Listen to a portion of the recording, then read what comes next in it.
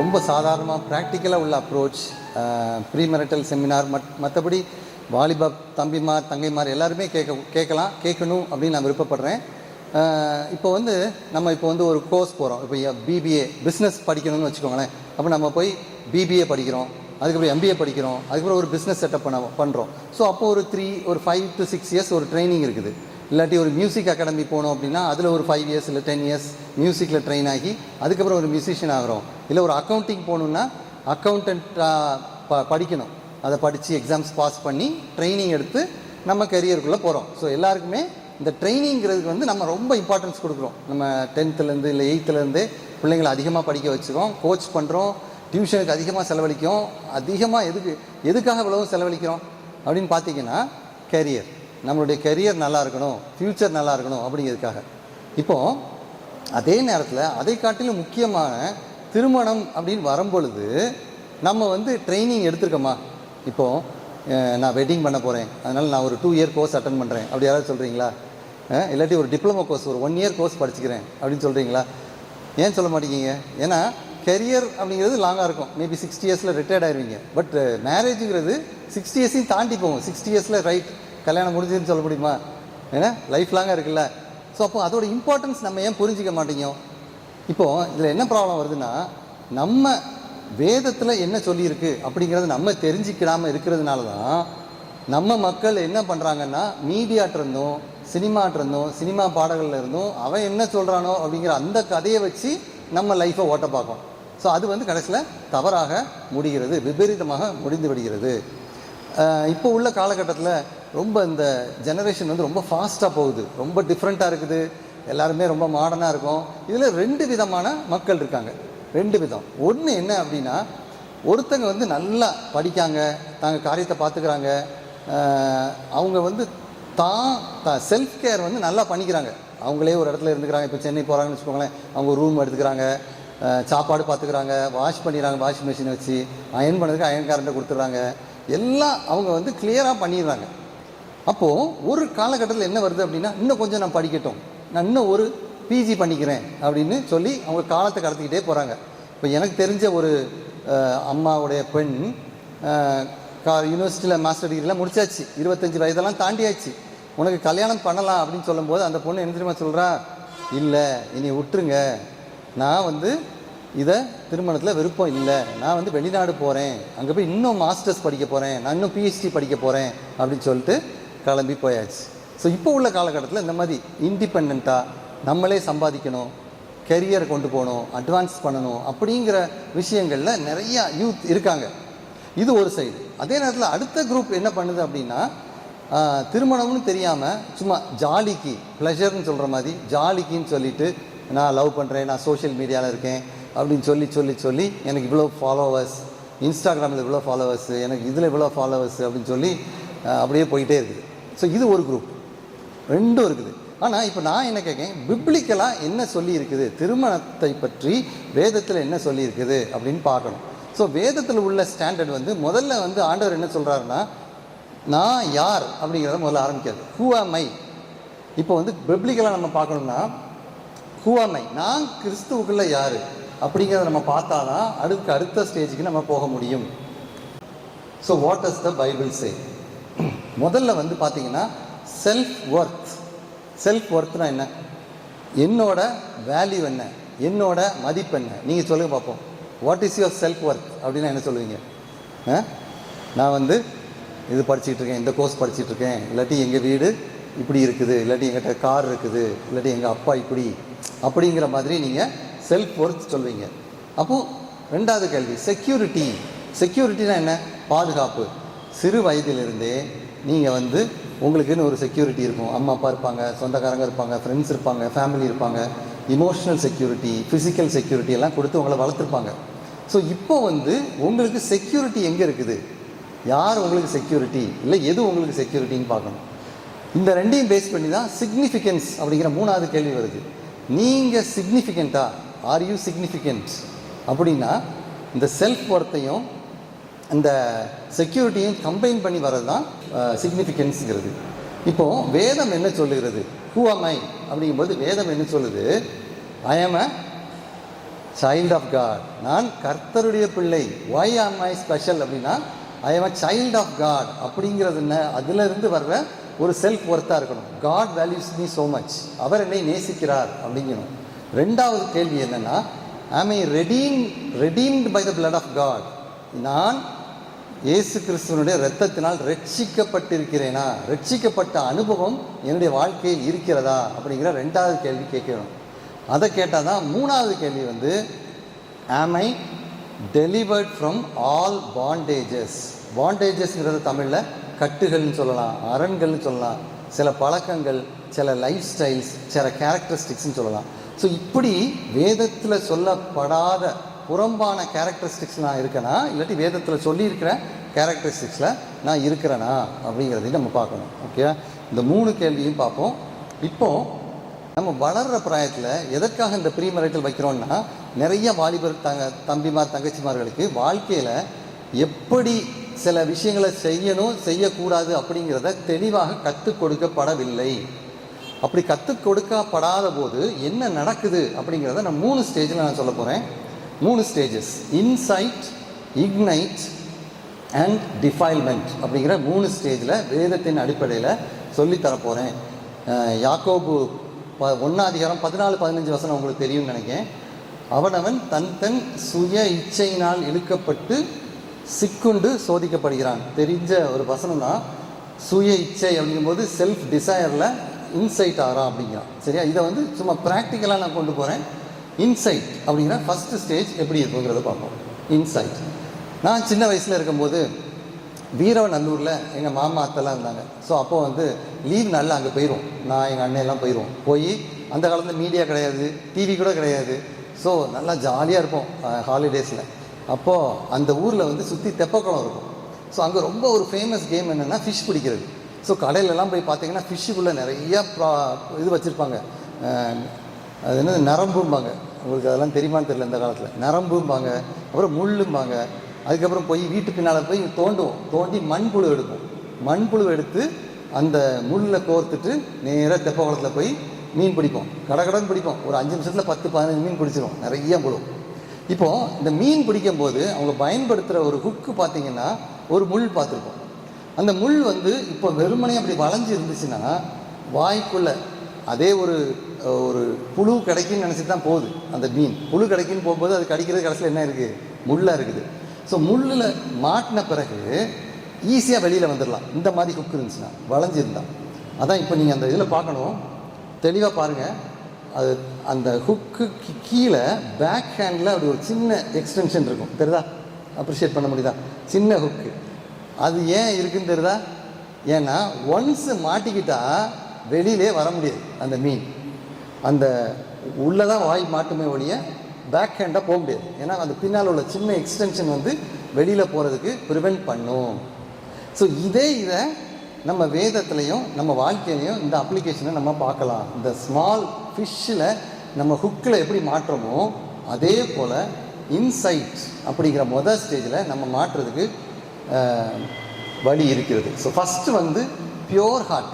கடவுள் வந்து நம்மளை ரட்சித்து சைல்ட் ஆஃப் காட் ஆக்கி நன்றாக இரத்தத்தினால் கழுவி பரிசுத்தமாக வச்சுருக்காங்க. சரியா, உங்கள் மேலே எந்த தப்பும் கிடையாது. ஸோ அப்படியே போயிட்டு இருக்கும்போது தூண்டப்படுதல் அப்படிங்கிற ஃபஸ்ட்டு ஏரோ லேசாக வருது. அந்த ஏரோ வரும்போது ப்ராக்டிக்கலாக என்னெல்லாம் நடக்குங்கிறத பார்ப்போம். ஸோ பியோர் ஹார்ட்டை நோக்கி தூண்டப்படுதல் வரும்பொழுது ஸோ என்ன ஆகுது அப்படின்னா, staying at wrong places at wrong time. சில நேரம் தவறான நண்பர்கள் இல்லை தவறான நல்ல ஃப்ரெண்டாக தான் இருப்பான், பட் அவனுடைய பழக்கம் வேறு மாதிரி இருக்கும், அவனுடைய ஸ்டைல் வேறு மாதிரி இருக்கும். அவங்களோட நம்ம சேர்ந்துடும். பியர் குரூப்னு சொல்கிறாங்களா, அவங்களோட திங்கிங்கும் அவங்களுடைய கேரக்டர்ஸும் கொஞ்சம் வேறு மாதிரி இருக்கும். ஸோ அதுக்கப்புறம் சிலர் வந்து இப்போ 18+ மூவிஸ் இல்லை ஷார்ட்ஸ், ஃபோட்டோஸ், மேகசின்ஸ், சேட்ஸ், அந்த மாதிரி நிறைய இது மீடியாவில் இருக்குது, உங்களுக்கு தெரியும். ஸோ அதெல்லாம் வந்து லேசாக அப்படி கண்ணில் பட்டவுடனே அது அப்படி இது என்னது அப்படின்னு சொல்லி ஒரு சின்ன ஒரு ஆசை, என்ன தான் இருக்குதுன்னு பார்ப்போமே அப்படிங்கிற ஒரு இதில் லேசாக அப்படி பார்க்குறது. ஓகே, மூணாவது பாயிண்ட் என்னென்னா சிம்பத்தி டு டிஃபைல்டு பர்சன். டிஃபைல்னா ஸ்டேஜ் 3 தாண்டினவங்க. ஸ்டேஜ் 3 தாண்டினவங்களோட நம்ம ஃப்ரெண்ட்ஷிப்பாக இருக்கும்போது they will try to influences. அவங்க நம்மளையும் அவங்க பக்கமாக இழுப்பார்கள். ஸோ இது வேதத்தில் எப்படி சொல்லுதுன்னா, சங்கீதம் 1:1 நமக்கு எல்லாம் தெரியும். துன்மார்க்கருடைய வழிகளில் நடவாமலும் பாவிகளுடைய ஆலோசனையில் நடக்காமலும் பரியாசக்காரர் உட்காரும் இடத்தில் உட்காராமலும் இருக்கும் அப்படின்னு சொல்லி நம்ம வசனத்தில் வாசிக்கும். ஸோ இதை நான் எப்படி எடுக்க போகிறேன்னா, ஒரு மேத்ஸ் ஈக்குவேஷன் மாதிரி நான் எடுக்க போகிறேன். சரியா? ஸோ ஃபஸ்ட்டு வாக்குனா என்ன? அப்படியே நம்ம நடக்கிறோம், அப்படியே நடந்துட்டு அப்படி ஏதோ ஒன்று பார்த்துட்டு அப்படியே போயிடுறோம். ஸோ இது வாக். ஸோ ஏதோ ஒரு நம்மளை பிடிக்கிற மாதிரி இன்சைட் பண்ணுற மாதிரி ஒரு காரியம் இருக்குது. அதை ஜஸ்ட் அப்படி வாக் பண்ணிவிட்டு நம்ம வந்துடுறோம். இதுதான் ஃபஸ்ட்டு. ரெண்டாவது லைனை பாருங்களேன், நார் stand in the way of சின்னஸ், பாவிகளுடைய வழியில் நில்லாமலும். ஸோ முதல்ல என்ன பண்ணுறோம்? நடக்கிறோம். ரெண்டாவது நிற்கிறோம் அந்த இடத்துல. அது என்ன பிரச்சனை, அது என்னது அப்படின்னு சொல்லி கொஞ்சம் இன்ட்ரெஸ்ட் கொஞ்சம் ஜாஸ்தியாகுது. ரெண்டாவது ஸ்டேஜ். மூணாவது nor sit in the seat of scoffers, பரியாசக்காரர் உட்காரம் இடத்தில் உட்காராமலும். ஸோ 3 ஸ்டேஜாக வருது. ஸோ ஃபஸ்ட்டு நடக்கீங்க, நிற்கீங்க, அப்புறம் உட்காருறீங்க. ஸோ ஸ்லோவாக அது ப்ராக்ரஸ் ஆகுது. அதுதான் இதில் காமிச்சிருக்கேன். ஸோ ஃபஸ்ட்டு வாக், உங்களுக்குள்ள டெம்டேஷனோ உங்களுக்குள்ள பிரச்சனையோ ப்ராப்ளமோ நடக்கீங்க, ரெண்டாவது நிற்கீங்க, அப்புறம் அதில் சீட் போட்டு உட்காந்துருக்கீங்க. இது ப்ராக்டிக்கல்னா இப்போ என்ன ஆகுது அப்படின்னா ஸ்டேஜ் 2 ஆகிடுது. பற்ற வைக்குதல். உட்கார்ற மாதிரி வந்துச்சுன்னா அந்த ஏரோ இன்சைட் அப்படிங்கிற ஸ்டேஜ்லேருந்து it has gone and ignited the heart. எப்படி இக்னைட் ஆகுது அப்படின்னா அந்த அந்த காரியங்களை நம்முடைய மனதிலேயும் இன்ட்ரெஸ்டை தூண்டுகிறதாக இருக்கிறது. இதுக்கும் மேரேஜுக்கு என்ன சம்மந்தங்கிறது நான் வருவேன். சரியா? ஏன் இதை சொல்கிறாங்கன்னு சொல்லக்கூடாது. ஸோ செகண்ட், பற்ற வைக்கிறது. ஸோ இப்போ செகண்ட் ஸ்டேஜில் உள்ளவங்க எப்படி இருப்பாங்கன்னா, இக்னைட்டட் பர்சனோட மைண்ட் செட்டே மாறிடும், அவனுடைய திங்கிங் மாறிடும், அவன் பேசுகிற வார்த்தை மாறிடும், அவனுடைய ஆட்டிடியூட் மாறி போய்விடும், அவனுடைய ஆக்ஷன், அவன் செய்கிற காரியங்கள் எல்லாமே மாறிவிடும். ஸோ அவனுடைய உள் நோக்கம், இப்போது கடவுள் வசனத்தை சொல்லும்போது சொல்கிறாரு, உள்ளேயும் சுத்தமாக இருக்கணும், வெளியிலும் சுத்தமாக இருக்கணும்னு சொல்கிறாரு. ஸோ இப்போ ஸ்டேஜ் 2ல் என்ன ஆயிடுதுன்னா, உள்ளே என்ன ஆயிடுது? கெட்டு போயிடுது, வெளியில் நார்மலாக இருக்குது. ஸோ உள்ள மாற்றம் வருது. ஸோ இந்த ஸ்டேஜ் 2ல் கண்ட்ரோல் இல்லாமல் போகும், கட்டுக்கடங்காத மனதாக இருக்குது. அதுக்கப்புறம் lost takes over, mind always fill with thoughts, எந்த நேரமும் தீய எண்ணங்களால் இருக்கும். சரி, இதுக்கு எக்ஸாம்பிள் சொல்கிறேன். ஸோ ஃபஸ்ட்டு இந்த வாக்குன்னு இருக்குல்ல, வாக்குங்கிறது தான் பியர் குரூப் ப்ரெஷர். அதான் அப்படி பண்ணியிருக்கான், இவன் இப்படி பண்ணியிருக்கான், இவன் இவங்களுக்கு ஃபோன் வச்சுருக்கான், இல்லை இவன் அது வச்சுருக்கான், இவன் கேம் விளாட்றான், அப்படி சொல்லும்போது நமக்கு என்ன ஆகுது? ஈவன் பேரண்ட்ஸ்க்கே என்ன ஆகுதுன்னா ப்ரெஷரைஸ் ஆகி அவங்களுக்கு வாங்கி கொடுக்க வேண்டியிருக்கு. ஸோ இப்படி தான் பியர் குரூப் ப்ரெஷர்னால அவங்க பேரண்ட்ஸ் ஆர் புஷ். நான் நிறையா கவுன்சிலிங் பண்ணுறேன், நிறையா அந்த பிள்ளைங்க ப்ரெஷரைஸ் பண்ணி என்ன பண்ணுவாங்கன்னா, முதல்ல ஃபோன் அப்படிம்பாங்க, அதுக்கப்புறம் ஒரு ஸ்டேஜில் எனக்கு பைக் வேணும் அப்படிம்பாங்க, இன்னொரு ஸ்டேஜில் எனக்கு கார் வேணும்பாங்க, இன்னொரு ஸ்டேஜில் எனக்கு தனி ரூம் வேணும்பாங்க, இன்னொரு ஸ்டேஜில் நான் தனியாக இருப்பேன், நீ வெளியில் போ அப்படிம்பாங்க. பிறகு சண்டை அடித்து முடிச்சு பயங்கர பிரச்சனை ஆயிரும். பிறகு எல்லாம் முடிச்சுட்டு கவுன்சிலிங் என்கிட்ட வருவாங்க. ஸோ இதுதான் இந்த progression. So pier group pressure. So அதை ரெசிஸ்ட் பண்ணி பார்ப்போம், திரும்பியும் ப்ரெஷரைஸ் பண்ணுவோம், ரெசிஸ்ட் பண்ணுவோம், திரும்பியும் ப்ரெஷரைஸ் பண்ணுவோம். கடைசியில் என்ன ஆயிரும்? சரி நம்ம ஒரு ட்ரை பண்ணால் தான் என்ன அப்படின்னு சொல்லி we begin to practice. Okay, so அதான் முதல்ல ஆலோசனை, அப்புறம் வழி, அப்புறம் அதில் சீட்டில் உட்காருது. ஸோ எக்ஸாம்பிள், சில ஃப்ரெண்ட்ஷிப்ஸ் சில நேரம் அந்த ஃப்ரெண்ட்ஷிப்ஸ் சில நேரம் கொஞ்சம் ஜாஸ்தியாக போகும்போது என்ன ஆயிடுது? அளவு கடந்த இதாக போய் விடுகிறது. ஸோ அதே மாதிரி கேமிங், அதே மாதிரி பார்த்தீங்கன்னா சில நேரம் சும்மா நேரம் போலன்னு சொல்லி ஏதோ விளையாண்டுட்டு இருக்கோம் கேமிங். அப்புறம் டைம் ஆக என்ன ஆகும்னா அதுலேயே ரொம்ப இன்ட்ரெஸ்ட் ஆயிடும். எனக்கு தெரிஞ்ச ஒரு பேஷண்ட்லாம் 4ஆம் கிளாஸ்லேருந்தே கேம் விளாட்றாரு. 4th ஸ்டாண்டர்ட் 5th ஸ்டாண்டர்ட்லேருந்து கேம் விளாட்றாரு. இப்போ அவருக்கு கல்யாணம் ஆகி 30 வயசு ஆகுது. அவர் ராத்திரி 10 மணிக்கு கேம் விளாட ஆரம்பித்தார்னா காலையில் 2 மணி 3 மணிக்கு தான் முடிப்பார். ஸோ அதனால் ஹஸ்பண்ட் ஒய்ஃபுக்குள்ளே சண்டை வருமா வராதா? சண்டை கவுன்சிலிங் பண்ணிக்கிட்டு இருக்கோம். ஸோ ஃப்ரீ கேமிங், அப்புறம் பெய்டு கேமிங் ஆகுது, அது ஒரு விர்ச்சுவல் கேம் ஆகிடுது. விர்ச்சுவல் கேம்னால் ஒரே நேரத்தில் நிறைய பேர் சேர்ந்து அந்த கேம்ஸை விளையாடுவாங்க. ஸோ இதுதான் ப்ராக்ரெஷன் அதிகமாக போயிட்டே இருக்குது. இந்த மாதிரி என்னன்னாலும் பண்ணிக்கலாம், நிறையா விஷயங்கள். இப்போ சேட்டிங் பண்ணுறோம், லேசாக 2-3 சேட் ஆகுது, கூட கொஞ்சம் ஜாஸ்தி ஆகுது, மணிக்கணக்காக ஜாஸ்தி ஆகுது, அப்புறம் அந்த சேட் இல்லாட்டி இருக்க முடியலை, அந்த மாதிரி ஆகுது. ஸோ இந்த மாதிரி தான் எல்லாமே it goes from a taster towards addiction. சரியா? மூணாவது டிஃபைல்மெண்ட், தீட்டுப்படும். இது ஃபுல் ப்ளோன் ஹார்ட் வந்து எப்படி இருந்துச்சு, முதல்ல ஒயிட்டாக இருந்துச்சு, ரெட்டாக அடிச்சு, இப்போ என்ன ஆயிடுச்சு, பிளாக் ஆயிடுச்சு. ஸோ இந்த பிளாக் ஆகும்போது என்ன ஆகுது அப்படின்னா, இப்போ வந்து ஆக்ஷன், இப்போ வந்து விசிபிளாகவே அந்த ஆக்ஷன் தெரியுது. அவங்க அப்படி இன்சைட் ஆகி அவங்க மாறி அவங்க தீய செயல்களில் ஈடுபடுறது. அதுக்கப்புறம் அவங்களுக்கு வந்து நன்மைக்கும் தீமைக்கும் வித்தியாசம் தெரியாது. அவங்க என்ன செய்வாங்கன்னா தீமையை நன்மைன்னு சொல்லுவாங்க. இதானே இதில் என்ன இருக்குது அப்படிம்பாங்க. இதில் என்ன பிரச்சனை, நீங்கள் கேள்விப்பட்டிருப்பீங்க, நிறையாவே செய்தித்தாளெல்லாம் வாசிச்சிருப்பீங்க, இது பண்ணால் என்ன அப்படின்னு சொல்லி ரொம்ப போல்டாக இருப்பாங்க. அதுக்கப்புறம் அந்த நபருக்கு வந்து மனசில் ஒரு குழப்பம் இருக்கும். எப்போவுமே மைண்ட் வந்து கன்ஃபியூஸ்டாக இருக்கும், ஒரே நேரத்தில் நிலைவரமாக இருக்க மாட்டாங்க. அதுக்கப்புறம் ரெஸ்ட்லெஸ்னஸ், டிப்ரெஷன் இருக்கும், இனம் புரியாத கவலை, என்ன ப்ராப்ளம் அப்படின்னா தெரியாது, ஆனால் ஏதோ சோகம் இருக்கும். ஸோ அவங்கெல்லாம் இந்த ஸ்டேஜ் 3ல் உள்ளவங்க. தன்னம்பிக்கை இருக்காது, கான்ஃபிடென்ஸ் இருக்காது. ஸோ பேசிக்காக என்ன, படிக்க முடியாது, ப்ராக்ரஸ் ஆக முடியாது, பாஸ் பண்ண முடியாது, அப்படியே பண்ணாலும் ரொம்ப கஷ்டமாக இருக்கும். ஸோ இதுதான் இந்த ஒரு சைக்கிள்களை மாட்டிக்கிட்டாங்கன்னா யூ கேனாட் ஸ்டாப் இட். அதில் அப்படியே மாட்டிக்கிடுவாங்க. அது வந்து இது ஒரு லவ் ஆனாலும் சரி, சோஷியல் மீடியா அடிக்ஷன் ஆனாலும் சரி, என்னன்னாலும் சரி. ஸோ இதுதான் இந்த ஸ்டேஜஸ். இது புரிஞ்சுதா? ஸ்டேஜஸ் புரியுதா? ஓகே, சரி. இதை வந்து இப்போ பிப்ளிக்கலாக நம்ம பார்த்துருக்கோம், கெமிக்கலாக நான் இப்போ பார்க்க போகிறேன். ஓகே, ஆஸ் அ டாக்டர் என்ன ஆகுது, நம்ம பிரெயினில் என்ன ஆகுது அப்படிங்கிறத நம்ம பார்க்க போகிறோம். இந்த கெமிக்கல் பற்றி கேள்விப்பட்டிருக்கீங்களா? டோபமின் கேள்விப்பட்டிருக்கீங்களா? So it's a pleasure chemical, நம்ம பிரெயினில் வருது. இதுக்கு ரொம்ப சிம்பிளாக சொல்லணும்னா, நீங்கள் போய் டீ பார்க்கில் போய் சாப்பிடுங்க. சாப்பிடும்போது என்ன ஆகுது, அங்கே உள்ள மியூசிக்கு, அங்கே உள்ள ஏசி, அங்கே உள்ள சாப்பாடு சாப்பிட்டோன்னே என்ன ஆகுது, எப்படி இருக்குது, ஃபீல் நல்லா இருக்கா? So that is the dopamine effect. So நன்றாக சாப்பிடும்போது, நல்ல ஹாப்பியாக இருக்கும்போது டோபமின் வருகிறது. It's a pleasure chemical. ஆண்டவர் படித்தது. ஆனால் ஆண்டவர் என்ன சொல்கிறாருன்னா, அன்றன்றைக்கு அதன் பாடு போதுங்காரு. ஸோ டெய்லி டோபமின் செக்ரேட் ஆகிட்டே இருக்கும், டெய்லி நீங்கள் அதை யூஸ் பண்ணிகிட்டே இருக்கணும். ஆனால் ஒரு நாளில், இப்போ ஃபார் எக்ஸாம்பிள் நீங்கள் டூர்லாம் போகிறீங்களா வச்சுக்கோங்களேன், டூர் போயிட்டு வந்து ரொம்ப ஜாலியாக இருக்கும், ஊர்லாம் சுற்றிட்டு வந்தால் next day that's a big crash, கீழே கிடக்கும். அடுத்த நாள் காலேஜ் போக பிடிக்காது, ஐயோ ஏண்டான் இருக்கும், அந்த நினைவுகளாக வரும். இது என்னன்னா, அந்த நீங்கள் நல்லா சுற்றிட்டு இருக்கும்போது அந்த டோபமின் வந்து it is borrowed from Monday, borrowed from Tuesday. 2 நாள் 3 நாளைக்கு என்ன செய்யுது, அங்கே உள்ள டோபமினும் காலி பண்ணிடுது.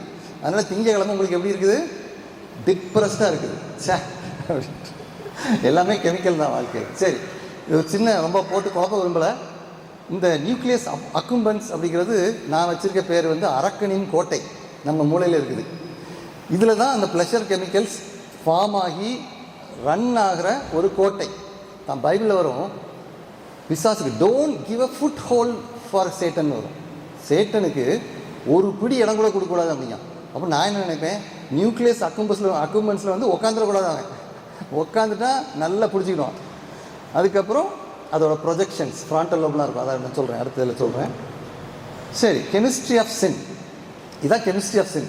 இது சுரக்கிறது எல்லாமே ப்ளஷர் கெமிக்கல்ஸ், ஒரு இன்டர் ரிலேட்டட் கெமிக்கல்ஸ்னு வச்சுக்கோங்களேன். நம்ம பண்ணுற செய்கைகள் நல்லா ஹாப்பியாக ப்ளஷரபுளாக இருந்தால் நம்ம என்ன செய்வோம், திரும்ப செய்வோம். கரெக்டாக திரும்ப செய்வோம், ஹாப்பியாக இருக்கும், திரும்ப செய்வோம், ப்ளஷரபுளாக இருக்கும். ஸோ அப்படி திரும்ப செய்ய செய்ய செய்ய என்னன்னா மைண்டில் வந்து அந்த ப்ளஷர் கெமிக்கல்ஸ் ஃபார்ம் ஆகிக்கொண்டே இருக்கிறது. சரி, அப்போ அது ரைட்டா தப்பா? ஆண்டவர் தானே படைச்சாரு, அப்போ ஏன் அது ரைட்டா தப்பா அப்படின்னா, சில நேரம் என்ன ஆகுதுன்னா நம்ம கன்ஃபியூஸ் ஆகிடும். நம்ம சில விஷயங்களை செய்கிறோம், செஞ்சுட்டு ஒரு 4 நாள் இல்லை 1 மந்த் கழித்து பார்க்கணும், ஏன் ஐயோ நானாக பண்ணேன், C why did I do that அப்படின்னு சொல்லி நம்மளை திட்டிவோம். ஏன்னா அந்த பிரெயினில் வந்து என்ன ஆகுது, அந்த கெமிக்கல்ஸ் வந்து நம்மளை மாற்றுகிறது. இதுக்கு 2 உதாரணத்தை சொல்கிறேன். கிரெப் ப்ரோட்டீன் பற்றி முதல்ல பார்ப்போம். ஸோ இது வந்து இனிஷியலாக நீங்கள் இப்போ ஒரு சிம்பிள் அடிக்ஷன் வச்சுக்கிடுங்க, சாக்லேட் அடிக்ஷன், கேட்பரிஸ் சாக்லேட் எனக்கு ரொம்ப பிடிக்கும். நான்லாம் ரொம்ப ஸ்ட்ரெஸ்ஃபுல்லாக இருந்தால் போய் கேட்பரிஸ் சாக்லேட் சாப்பிடுவேன். ஏன் தெரியுமா, கேட்பரிஸ் சாக்லேட் சாப்பிடும்போது இட் அகெயின் நியூக்ளியஸ் அக்கும்பன்ஸில் போய் டோபமினை அதிகமாக செக்ரீட் பண்ணும். அதுவும் இன்னும் ஃபாரின் சாக்லேட்னா இன்னும் ரொம்ப நல்லாயிருக்கும். ரொம்ப ஸ்ட்ரெஸ்ஸாக இருக்கும்போது டோபமின் வந்தால் யூ வில் பி ரிலாக்ஸ்ட், நல்லா தூங்கிடலாம். சரி, இப்போ கிரெப் ப்ரோட்டீன் என்ன பண்ணுது அப்படின்னா, ஷார்ட் டேர்மில் அது கொஞ்சம் அதே இடத்துல ஹோல்ட் பண்ணுது. அந்த சாக்லேட் சாப்பிட்றது அப்படின்னா இப்போ சாப்பிட்டுக்கிட்டே இருக்கிறது இல்லை, ஏதோ ஒரு நாள் பண்ணுறோம் அவ்வளோதான், 2 நாள் குடிச்சிட்டு அவ்வளோதான், அதோட முடிஞ்சுது, அந்த எபிசோட் முடிஞ்சுது. ஸோ அப்படி இருக்கும்போது கிரெப் ப்ரோட்டீனோட போயிடும். கிரெப் ப்ரோட்டீன் வந்து அடுத்த நாள் ஒரு 4 நாளில் அப்படியே டிஸப்பியர் ஆகும். So you won't grave for it, உனக்கு வந்து அது வேணும் அப்படிங்கிறதெல்லாம் இருக்காது. பட் இப்போ டெல்டா ஃபாஸ்பி ப்ரோட்டீன் வந்து ரொம்ப ரொம்ப டேஞ்சரஸ். நீங்கள் வேணால் கூகுளில் பிறகு வீட்டில் போய் பார்த்துக்கோங்க. டெல்டா ஃபாஸ்பி வந்து அடிக்ஷன் இட்ஸ் ஸ்பெஷலி க்ரானிக்காக உள்ள பிஹேவியர், சில நம்ம பழக்க வழக்கங்கள், இந்த பைபிள் வந்து சின் சொல்கிற எல்லா லிஸ்ட்டுமே நம்ம போட்டு வச்சுக்கலாம். இது என்ன செய்யுது, சின்ன வயசில் வளர்கிற பிரெயினில் போய் உக்காந்துக்குது. டெல்டா பாஸ்பி, இப்போது கேம் அடிக்ஷன் இருக்குது, இல்லை ஃபுட் அடிக்ஷன், இந்த மாதிரி நிறைய அடிக்ஷன்ஸ் இருக்குது, வீடியோ அடிக்ஷன்ஸ் அது இதுன்ட்டு. இந்த அடிக்ஷன்ஸில் பர்டிகுலர் ப்ரோட்டீன் வந்து டெல்டா பாஸ்பி, அது உள்ளே போய் உக்காந்துட்டு வெளியில் போகிறது ரொம்ப ரொம்ப கஷ்டம், very very difficult to go out. அதனால தான் நீங்கள் பார்த்தீங்கன்னா சில அடிக்ஷன்ஸ் பார்த்தீங்கன்னா, இப்போ ஃபார் எக்ஸாம்பிள் ஒரு பையன் ஒரு பொண்ணை விரும்பிட்டான்னு வைங்களேன், விரும்பி இல்லை ஏதோ ப்ராப்ளம் ஆகி பிரிஞ்சு பல மாதங்கள் ஆனாலும் அந்த நினைவுகள் மைண்டில் ஒட்டிக்கிட்டு இருக்கும், பல வருடங்கள் ஆனாலும் இருக்கும். அதெல்லாம் யார் பண்ணுறான்னா டெல்டா பாஸ்பி. ஸோ நான் தான் யோசிப்பேன், சேட்டனிக் ஒரு கேரக்டர் கொடுக்குறது வந்து இந்த டெல்டா பாஸ்பி, நம்மளை அடிக்ஷன் வந்து வெளியே வராமல் நம்மளை அப்படியே பிடிச்சி வச்சுக்கிற ஒரு விஷயம்.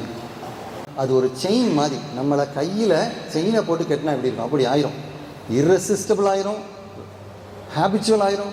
நம்ம எப்பவும் அதை தொடர்ந்து பண்ணிக்கிட்டு இருக்கணும். அன்ஸ்டாப்பபிள், ஸ்டாப் பண்ணுவாங்க, அப்புறம் கொஞ்ச நாள் திரும்ப ஸ்டார்ட் பண்ணுவாங்க, ஸ்டார்ட் அன்பிரேக்கபிள். ஸோ அதனால தான் அடிக்ஷன் ஸ்பெஷலிஸ்ட்னு ஆண்டவர் என்னையும் அழைச்சிருக்காரு, வந்து மக்களுக்கு இது எப்படி இந்த அடிக்ஷன் வந்து வெளியில் வரணும்னு சொல்லி கொடுக்கணும்னு சொல்லி ஆண்டவர் என்னை கவுன்சிலராக படைத்து வைத்திருக்கிறார். ஸோ தொலைந்ததும் தொடர்வதும் அப்படியே போயிட்டே இருக்கு. வெறும் ஆல்கஹால் மட்டும் அடிக்ஷன் நினைக்காங்க, வெறும் ட்ரக்ஸ் மட்டும் அடிக்ஷன் நினைக்காங்க. Mobile can be addiction, food can be addiction, கோபம் can be addiction, jealousy can be addiction, fashion can be addiction, anything can be addiction. சரி, இப்போ இதில் வெளியில் வர்றதுக்கு ஒரு சின்ன டிப்ஸை மட்டும் சொல்லிவிட்டு நான் அடுத்த பாயிண்ட்டுக்கு போகிறேன். ஸோ லிம்பிக் சிஸ்டம், அகெயின் இன்னொரு அடுத்த medical term, limbic system and frontal lobe. So limbic சிஸ்டம்ங்கிறது அகெயின் ப்ளஷரபிள், எனக்கு இது வேணும் அது வேணும், இந்த மாதிரி எனக்கு அது வேணும், அழகு, ருசி, டேஸ்ட்டு, பியூட்டி, இதெல்லாம் வச்சு அட்ராக்ட் பண்ணுறது தான் லிம்பிக் சிஸ்டம். அதுக்கு நேர் ஆப்போசிட் வந்து ஃப்ரான்டல் லோப். ஃப்ரான்டல் லோப் என்னது, ஆர்கனைஸ் பண்ணுறது, ஒரு பெரிய கட்டுரை எழுதுறது, ஒரு எஸ்ஸே எழுதுறது, ஒரு பிஹெச்டி பண்ணுறது, ஒரு எக்ஸாம் பாஸ் பண்ணுறது, ஒரு மியூசிக் வாசிக்கிறது, ஆர்கனைஸ் பண்ணுறது, இப்போ நம்ம சர்ச்சில் ஆக்டிவிட்டீஸில் கலந்துக்கிட்டு பண்ணுறது கொள்வது எல்லாமே ஃப்ரான்டல் லோப். ஸோ இப்போ ரெண்டுக்கும் என்ன வித்தியாசம்னு பார்த்தீங்கன்னா, இப்போது சிலர் வந்து லிம்பிக் சிஸ்டத்தையே ஃபோக்கஸ் பண்ணி வச்சுருப்பாங்க. Instant coffee, instant food, Zomato, Swiggy, இப்படியே சாப்பிட்டுக்கிட்டு உடனே தேவையானதெல்லாம் வச்சுட்டு இமோஷன்ஸ் உடனே வேணும், உடனே கோவப்படுறது, உடனே ஜலஸ் ஆகிறது, இந்த மாதிரி படுறவங்க வந்து தேர் லிம்பிக் சிஸ்டம். அவங்க எப்படி அந்த ஃபோட்டோவில் இருக்காங்கன்னு பார்த்துக்கோங்க. அதே மாதிரி ப்ரீ ஃப்ரான்டல் கார்டெக்ஸில் உள்ளவர் எப்படி இருக்கான்னு பார்த்துக்கோங்க. நல்லா நீட்டாக ட்ரெஸ் பண்ணி ப்ரீ ஃப்ரான்டல் கார்டெக்ஸ், ஏதாவது ஒரு மீட்டிங்லாம் ஆர்கனைஸ் பண்ணணும்னா நீட்டாக எல்லாத்தையும் யோசித்து பிளான் பண்ணி எழுதி இதை செய்யும் டெலிகேட் பண்ணி எல்லாம் பண்ணிவிட்டு ஆர்கனைஸ் பண்ணுறாலும் அங்கே உட்காந்துடுவாங்க, நசையவே மாட்டாங்க. ப்ரோக்ராம் நடந்துகிட்டே இருக்கும். இப்போ ஐயா பார்த்தாங்கன்னா எல்லாம் ஆர்கனைஸ் பண்ணிவிட்டு அவங்க பாட்டு உட்காந்துடுவாங்க, பண்ணதெல்லாம் அவங்க தான் ஆர்கனைஸ் பண்ணியிருப்பாங்க, அவங்க பாட்டு உட்காந்துடுவாங்க. ஆனால் எல்லாம் அது பாட்டுக்கு அந்த நேரத்தில் நடந்துக்கிட்டே இருக்கும். ஸோ அதுதான் frontal lobe cortex. Okay, so இப்போ வந்து இது வந்து கேம்ஸ் அடிக்ஷனுக்காக நான் போட்டிருக்கேன். கேம்ஸில் வந்து இப்போ ஒருத்தர் அடிக்ஷன் ஆகிட்டானா இல்லையான்னு பார்க்கும்போது ஃபஸ்ட்டு பாயிண்ட் என்ன வருது அப்படின்னு பார்த்தீங்கன்னா, எக்ஸசிவ், நிறையா பண்ணுறான். ஸோ அந்த நீங்கள் யோசிக்கிற காரியத்தையே ரொம்ப யோசிக்கிறது, இல்லாட்டி அந்த கேம்ஸையே யோசிச்சுட்டு இருக்குது, அது உங்கள் ட்ரீம் வேர்ல்டாகவே இருக்கும். பிகமிங் டிஃபென்சிவ், யாராவது கேட்டாங்கன்னா ஏன்பா இப்படி பண்ணிகிட்டு இருக்கேன் அப்படின்னா, நோ நான் பண்ணலையே, நான் படிச்சுக்கிட்டுலாம் இருக்கேன் அப்படின்னு சொல்லி மறைச்சி வைக்கிறது. லூசிங் ட்ராக் ஆஃப் டைம், அவங்கள்ட்ட பேசிக்கிட்டே இருந்தால் நேரம் போகிறதே தெரியாது, ஐயோ அப்படி சொல்கிறது. அடுத்தது preferring to spend more time with the computer than with friends and family. Okay, கம்ப்யூட்டர்லேயே மொபைல்லே அதிலேயே மணிக்கணக்காக ஸ்பெண்ட் பண்ணுறது. அதுக்கப்புறம் losing interest in previously important activities and hobbies. முந்தி நல்லா கீபோர்டு போட்டிருப்பீங்க, முந்தி பாடியிருப்பீங்க, ஃப்ரெண்ட்ஸை பார்த்துருப்பீங்க, விளையாடிருப்பீங்க, எல்லாம் பண்ணியிருப்பீங்க, எல்லாம் போச்சு. ஒரே ஒரு பாயிண்ட் தான் உங்களுக்கு, அதிலேயே உட்காந்துருக்குது. Becoming socially isolated. சர்ச்சுக்கு வரையா வேண்டாம், எக்ஸ்ட்ரா கூட்டமாக வேண்டாம், இங்கே வாரியா வேண்டாம், மம்மி நீங்கள் போங்க நான் வீட்டில் இருக்கேன். ஏன்னா நான் என்ன பண்ணணுமோ அதை பண்ணிகிட்டு இருக்கணும். Establishing a new life with online friends. இது கேமிங் மட்டும் சொல்கிறேன், இது you can apply to so many things. So online ஃப்ரெண்ட்ஸ்கிட்ட கம்யூனிகேட் பண்ணுறது எல்லாமே டெக்ஸ்ட்டு, வாட்ஸ்அப்பு, எனக்கு 1000 ஃபாலோவர் 20,000 ஃபாலோவர் எல்லாம் வச்சுக்கிறது. Neglecting school work, struggling, degree பண்ண முடியாது, உங்களோட ஒர்க்கை முடிக்க முடியாது, எல்லாமே ஸ்ட்ரகிளாக இருக்கும். Spending money on these activities, attempting to hide the activity. இப்போ அது என்னன்னாலும் வச்சுக்கலாம், கேமிங், மொபைல், மூவிஸ், இன்ஃபாச்சுவேஷன், எதை எடுத்தாலுமே டெவலப்பிங் பிரெயின் அப்படின்னு சொல்கிறோம். இப்போ 20 to 25 வயசுக்கு நீங்கள் இருக்கீங்க வைங்களேன், பிரெயின் ஸ்டில் க்ரோஸ். ஓகே, ஒரு 25 வயசு தாண்டி தான் பிரெயின்லாம் நல்லா அடல்ட் பிரெயினாக ஆகும். ஸோ வளர்கிற பிரெயின், இப்போ ஃபார் எக்ஸாம்பிள் நீங்கள் பூரி செய்கிற நேரத்தில் அதுக்குள்ளே ஒரு கடுகோ ஏதோ ஒன்று போட்டு மிக்ஸ் பண்ணிட்டீங்கன்னா என்ன ஆயிரும், அந்த பூரியோடு சேர்ந்து அதுவும் அப்படியே வெந்து வந்துடும். அதை மாதிரி வளர்கிற பிரெயினில் இந்த மாதிரி அந்த நான் சொல்கிறேன் இன்சைட், அந்த டிஃபைன்மெண்ட், அதெல்லாம் சின்ன வயசுலேயே நம்ம பார்த்துட்டோம்னா it will corrupt the whole life. Entire life வந்து கரப்ட் ஆகிவிடும். தூங்க முடியாது, இல்லாட்டி தூங்க பிடிக்காது, எல்லாமே மாறி கிடக்கும். ஒரு கேஆட்டிக் லைஃப் ஸ்டைலாக மாறிவிடும். Especially night. நான் என்னோடய கவுன்சிலர்ஸ், என்னோடய பேஷண்ட்ஸ் எல்லாருக்கும் சொல்கிற பிளாங்கெட் ஸ்டேட்மெண்ட், 9 மணிக்கு மேலே டிவியோ மொபைலோ வைக்காதீங்க, எல்லாத்தையும் எடுத்து கிச்சனில் எங்கேயாவது வெளியே போட்டுருங்க அப்படின்னு நான் சொல்லுவேன். It affects the whole life, whole sleep. இதெல்லாம் சில ஸ்கேனில் கண்டுபிடிச்சது. இந்த மாதிரி ரொம்ப மீடியாவிலே இருக்கவங்களுடைய ஈவன் பிரெயினில் உள்ள சர்டன் பார்ட்ஸ் கூட இட் இஸ் பிகம் பிகர்னு சொல்லி கண்டுபிடிச்சிருக்காங்க. ஓகே, ஸோ அந்த அளவுக்கு இட் அஃபெக்ட்ஸ். அதே மாதிரி அந்த ஹேபிட்டை விட்டு ஒரு 3 வீக்ஸ் 4 வீக்ஸ் இருந்தால் கூட என்னாகும், திரும்பியும் அந்த ஹேபிட்டுக்கு போகும் என்று சொல்லி நம்மளை தூண்டும். ஓகே, ஸோ அதனால் it is very very dangerous. It can be any substance, anything including any relationship. So next ஸ்லைடில் வந்து சரி, இப்போ வந்து இதையும் வேதத்தையும் நம்ம கம்பேர் பண்ணி பார்ப்போம். ஆர் தே சேவ்ட், அவங்க ரட்சிக்கப்பட்டவங்களா அப்படின்னு நான் கேள்வி கேட்டேன்னா என்னோட ஆன்சர் வந்து பிப்ளிக்கலாக தியாலஜி படி no, they are not save. ஏன்னா அதான் போட்டிருக்கேன் விஷயத்தை ஹேபிச்சுவலாக வித்தவுட் ஜெனிவின் ரிப்பென்டன்ஸ், முழுமையான மனம் திரும்புதல் இல்லாமல் ஏதோ ஒரு ப்ராப்ளத்தில் மாட்டி விழுந்து வெளியே வர்றது அது வந்து ரெக்கவரி. ஓகே, பட் அதிலே தான் நான் இருப்பேன் அப்படின்னு நம்ம விடாப்படியாக உட்காந்துருக்கும் பொழுது, in spite of knowing it is harmful, இது என் வாழ்க்கைக்கு தேவையில்லைன்னு நினச்சா கூட அதில் இருக்கிறது வந்து it will end up in a problem. Eternally it will end up in a problem. I don't think they are born again.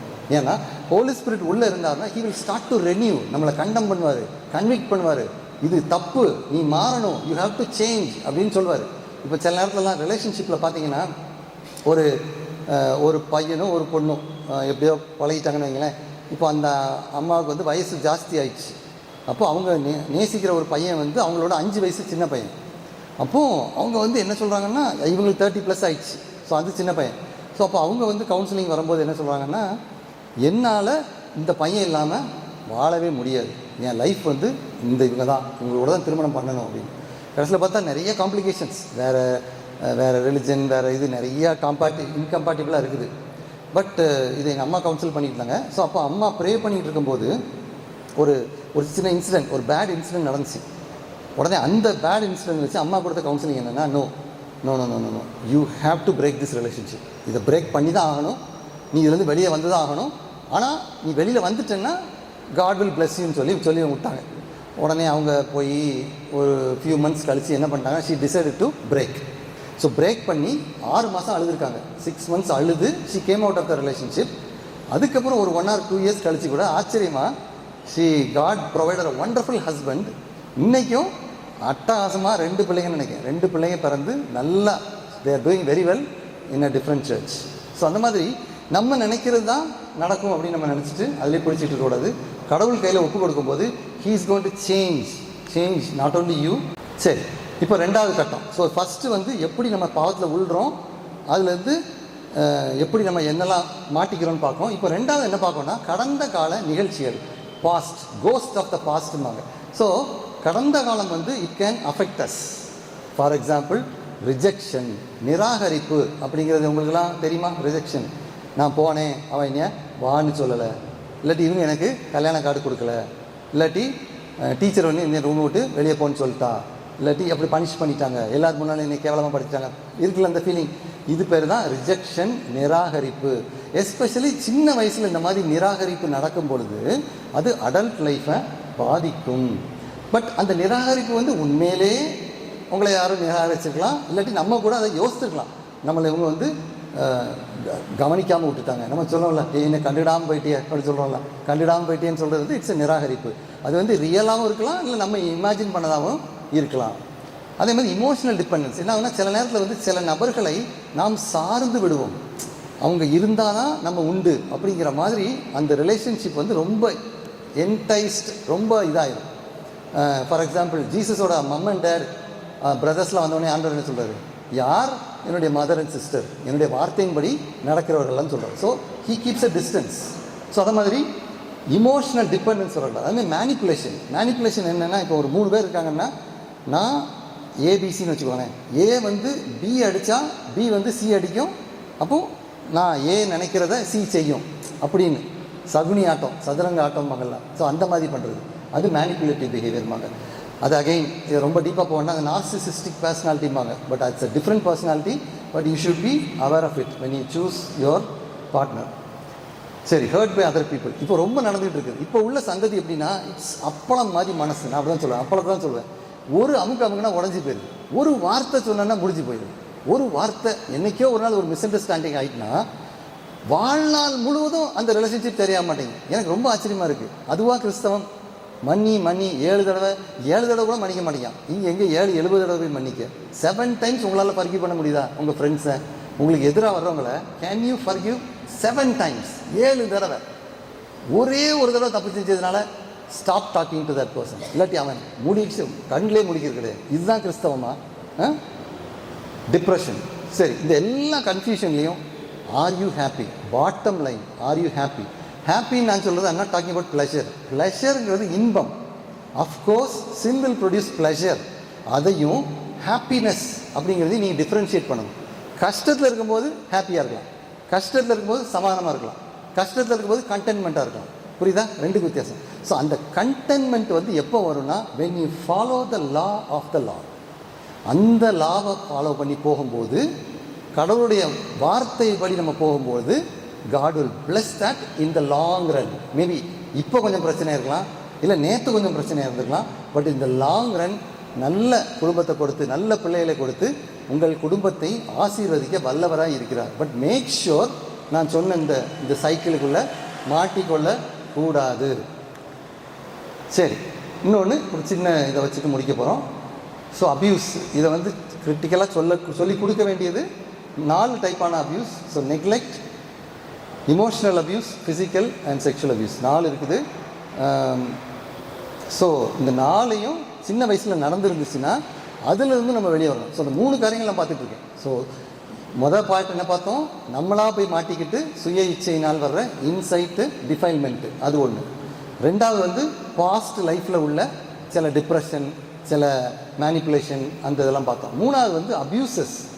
அந்த 4 அப்யூசஸும் இருந்தாலும் நம்ம அதை ரெனவுன்ஸ் பண்ணி ஒரு ஜெபிக்க போகிறோம். அது இதிலேருந்து வெளியில் வரும்போது தான் நம்மளுடைய ஹார்ட் என்ன போகுது? பியூராக போகிறது. ஸோ அப்யூஸ் பார்த்தீங்கன்னா ஒரு சின்ன டெஃபினேஷன். ஸோ நெக்லெக்ட்னா என்னது? இமோஷனல் நெக்லெக்ட் அப்படின்னா நம்மளை வந்து சின்ன வயசில் வளரும் பொழுது சில நேரம் ஒரு பையனுக்கு கவனிச்சுட்டு இன்னொரு பையனை கவனிக்காமல் விடுறது. இல்லாட்டி இப்போ அண்ணன் தம்பி இருந்தாங்கன்னா அண்ணனை கவனிச்சுட்டு தம்பியை கவனிக்காமல் விடுறது. இல்லாட்டி அண்ணன் தங்கச்சி இருந்தனா தங்கச்சிக்கு எக்ஸ்ட்ரா கவனிச்சுட்டு அண்ணனை கவனிக்காமல் விடுறது. பைபிளில் பார்க்கோம்ல, யாரை பார்க்கணும்? Classic example Joseph. சரியா? அவனுக்கு மட்டும் பலவர் நங்கி, அப்போ மற்ற 11 பேரும் உட்காந்து பார்த்துக்கிட்டா இருப்பாங்க. செஞ்சால் எல்லோரும் செஞ்சு போடணும்ல. சரி, அந்த ஃபேவரட்டிசத்தினால பிக் ப்ராப்ளம் ஆயிடுச்சு. ஸோ நெக்லெக்ட்டுங்கிறது இப்போ சின்ன பிள்ளை அழுது அப்படின்னா அதை ரீஅஷ்யூர் பண்ணுறது, அதிலேருந்து ஆரம்பிக்கிறது தான் நெக்லெக்ட். அடுத்தது வந்து இமோஷனல் அப்யூஸ். நீ உருப்பட மாட்டேன், இது ரொம்ப எங்கள் காலத்தில் நடக்கும், இப்போ ரொம்ப மாற்றி நடக்கு. நாங்கள்லாம் வளரும்போது நீ உருப்பட மாட்டேன், நீ விளங்க மாட்டேன், நீ என்னைக்கு என்னத்தை சாதிச்ச, இப்படி சொல்லியே நான் கண்ணு முன்னால் பார்த்த சிலருடைய வாழ்க்கை அப்படியே நின்று போயிருக்கு. இன்றைக்கி வரைக்கும் அவங்க முன்னேறலை. அப்படியே தான் சொல்லுவாங்க, நீ உருப்பட மாட்டேன், நீ விளங்க மாட்டேன், நீ என்னைக்கு வாழ்க்கையில் வரப்போகிற. நீங்கள் அதே நேரத்தில் மாற்றி சொல்லி பாருங்கள், நீ நல்லா வருவடா, மிஸ்டேக் பண்ணும்போதும் நீ நல்லா வருவே, அதெல்லாம் பார்த்துக்கலாம். அப்படி என்கரேஜ் பண்ணுற ஒரு பேரண்ட்ஸாக இருந்தால் எப்படி இருக்கும்? நன்றாக வளரலாம். ஃபிசிக்கல் அப்யூஸ்னால் பனிஷ்மெண்ட் வேறு. அதாவது டிசிப்ளினாக பண்ணுற ப்ரொசீஜர் வேறு, பனிஷ்மெண்ட்னா அப்பா வருவார், நீ இப்படி பண்ணிட்டியா தமால்னு ஒரு அடி, இப்படி பண்ணிட்டியா அப்படி ஒரு அடி, என்ன நடந்துச்சுன்னே கேட்கல, யார் மேலே தப்புன்னு கேட்கல. ஸோ விசாரித்து டிசிப்ளின் கொண்டு வர்றது வேறு, அப்யூஸ் வேறு. ஸோ ஃபிசிக்கல், அதுக்கப்புறம் செக்ஷுவல் அப்யூஸ். ஸோ இந்த 4 அப்யூஸையும் கன்ஃபர்ஸ் பண்ணி நான் விடணும். சரியா? சரி, இப்போ வந்து நம்ம ஒரு 2 நிமிஷம் நம்ம ப்ரே பண்ண போகிறோம். எல்லோரும் தலைவணங்கி ஜெபிப்போம், முடிச்சுட்டு ஒரு சின்ன பிரேக். சரியா? ஸோ எல்லோரும் தலைவணங்கி ஜெபிப்போம். இப்போ வந்து ஒரு மொமெண்ட் ஆஃப் ரிஃப்ளெக்ஷன் என்ன அப்படின்னா, நம்முடைய கடந்த 20-25 வருடத்தை உங்கள் மனக்கண் முன்னால் அப்படியே கொண்டு வர போகிறீங்க. இந்த 25 இயர்ஸில் இப்போ நம்ம படித்த இந்த 3 பகுதிகளும் இதில் ஏதாவது நம்ம மாட்டியிருக்கோமா, ஏதாவது பிரச்சனைகள் இருந்திருக்கா அப்படிங்கிறத நம்ம யோசிக்க போகிறோம்.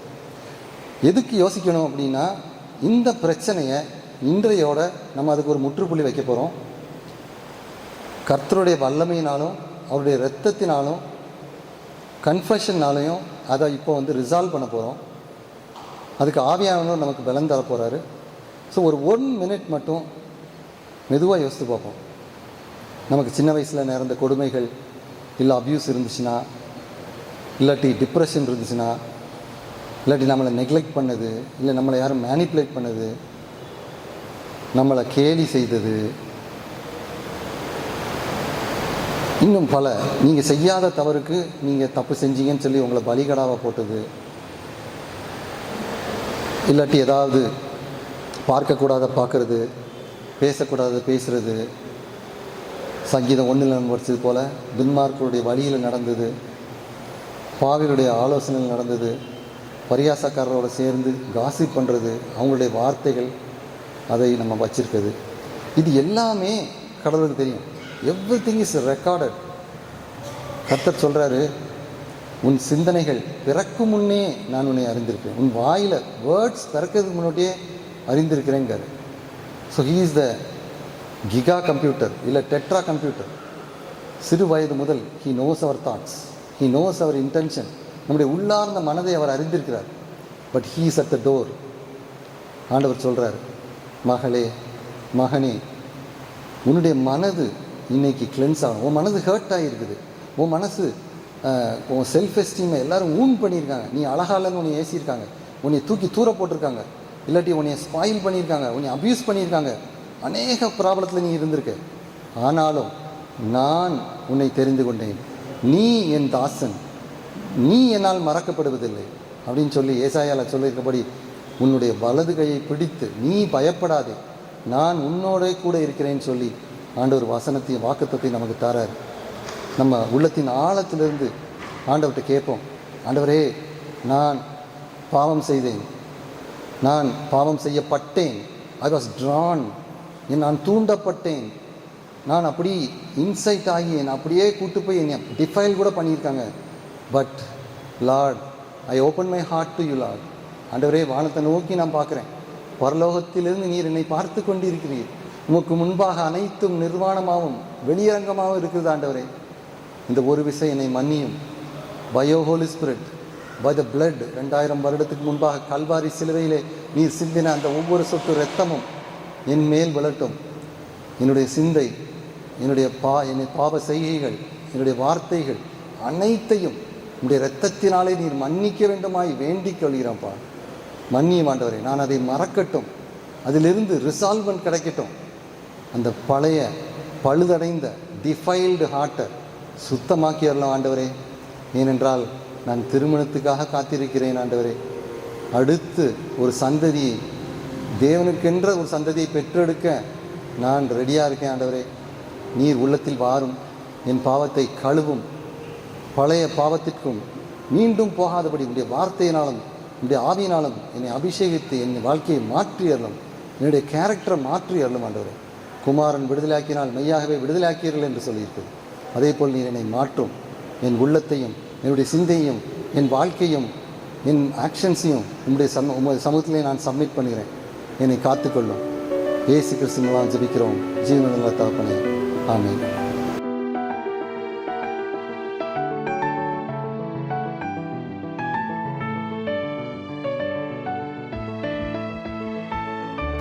கொஞ்சம் வருஷங்களுக்கு முன்னாடி, எத்தனை பெரியவங்களுக்கு ஞாபகம் இருக்குன்னு தெரியல, ஒரு பெரிய குடும்பத்தில் ஒரு கல்யாணம் நடந்துச்சு. சென்னையில் சென்ட் ஜார்ஜஸ் கத்தீட்ரல் தெரியுமா? பெரிய கத்தீட்ரல், சரியா? அங்கே வச்சு ஒரு பெரிய, தமிழ்நாட்டிலே இல்லை இந்தியாவிலே மதிப்பு கொடுக்கக்கூடிய ஒரு பெரிய ஒரு ஃபேமிலியில் கல்யாணம் நடக்குது. ஸோ அப்போ பொண்ணு மாப்பிள்ளையும் அந்த கத்தீட்ரலில் ஃப்ரண்ட்டில் போயாச்சு. போய் அங்கே என்ன பாஸ்டர் ஐயர் அவங்க என்ன சொல்கிறாங்க, நீ இந்த ஆணை திருமணம் செய்ய கொள்ள விரும்புகிறாயான்னு கேட்காங்க. எல்லா பொண்ணு என்ன சொல்லுவாங்க,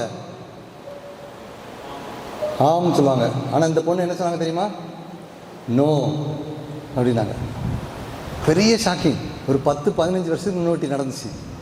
எப்படி இருக்குன்னு யோசித்து பாருங்கள். எல்லாம் கல்யாணம் அரேஞ்ச்மெண்ட்ஸ் பண்ணியாச்சு, எல்லோரும் வந்திருக்காங்க, பொண்ணு வீட்டார் மாப்பிள்ளை வீட்டார் எல்லோரும் இருக்கும்போது she saying no, I don't want to where is man அப்படின்னு அந்த கல்யாணம் அங்கே பிரேக் ஆச்சு.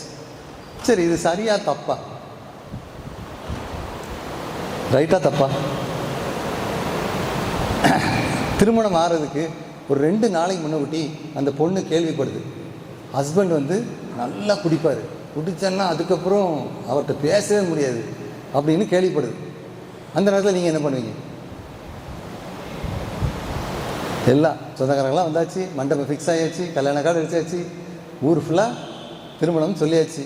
இப்போ நீங்கள் என்ன செய்வீங்க?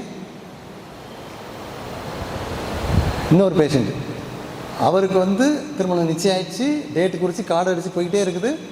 அப்போது அவர் வந்து என்கிட்ட சொல்கிறாரு, சார் இந்த பொண்ணெல்லாம் என்னால் கல்யாணம் பண்ண முடியாது சார், செட் ஆகாது, முடியவே முடியாதுங்க.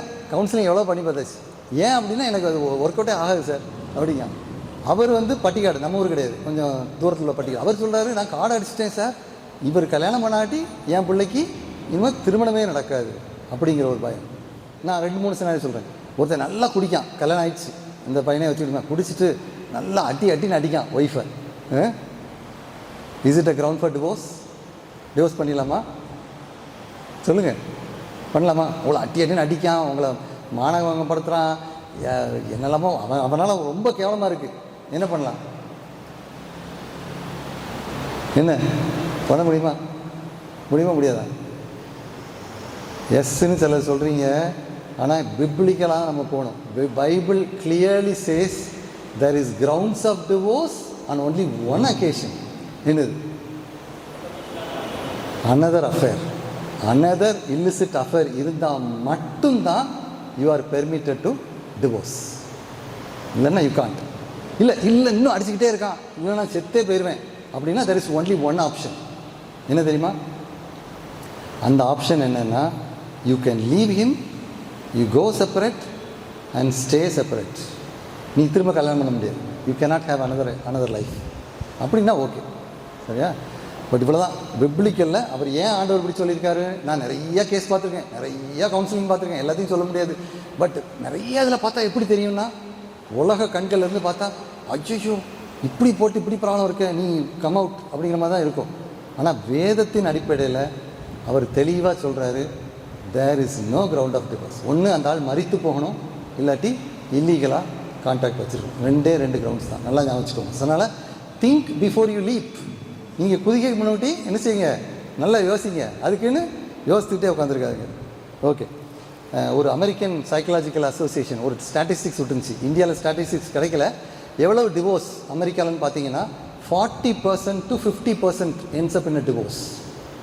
உடனே அவங்க என்ன பண்ணுறாங்கன்னா, அமெரிக்கன்ஸ் உடனே இங்கே டிவோர்ஸ் ஆனோடனே உடனே கல்யாணம் பண்ணுறாங்க.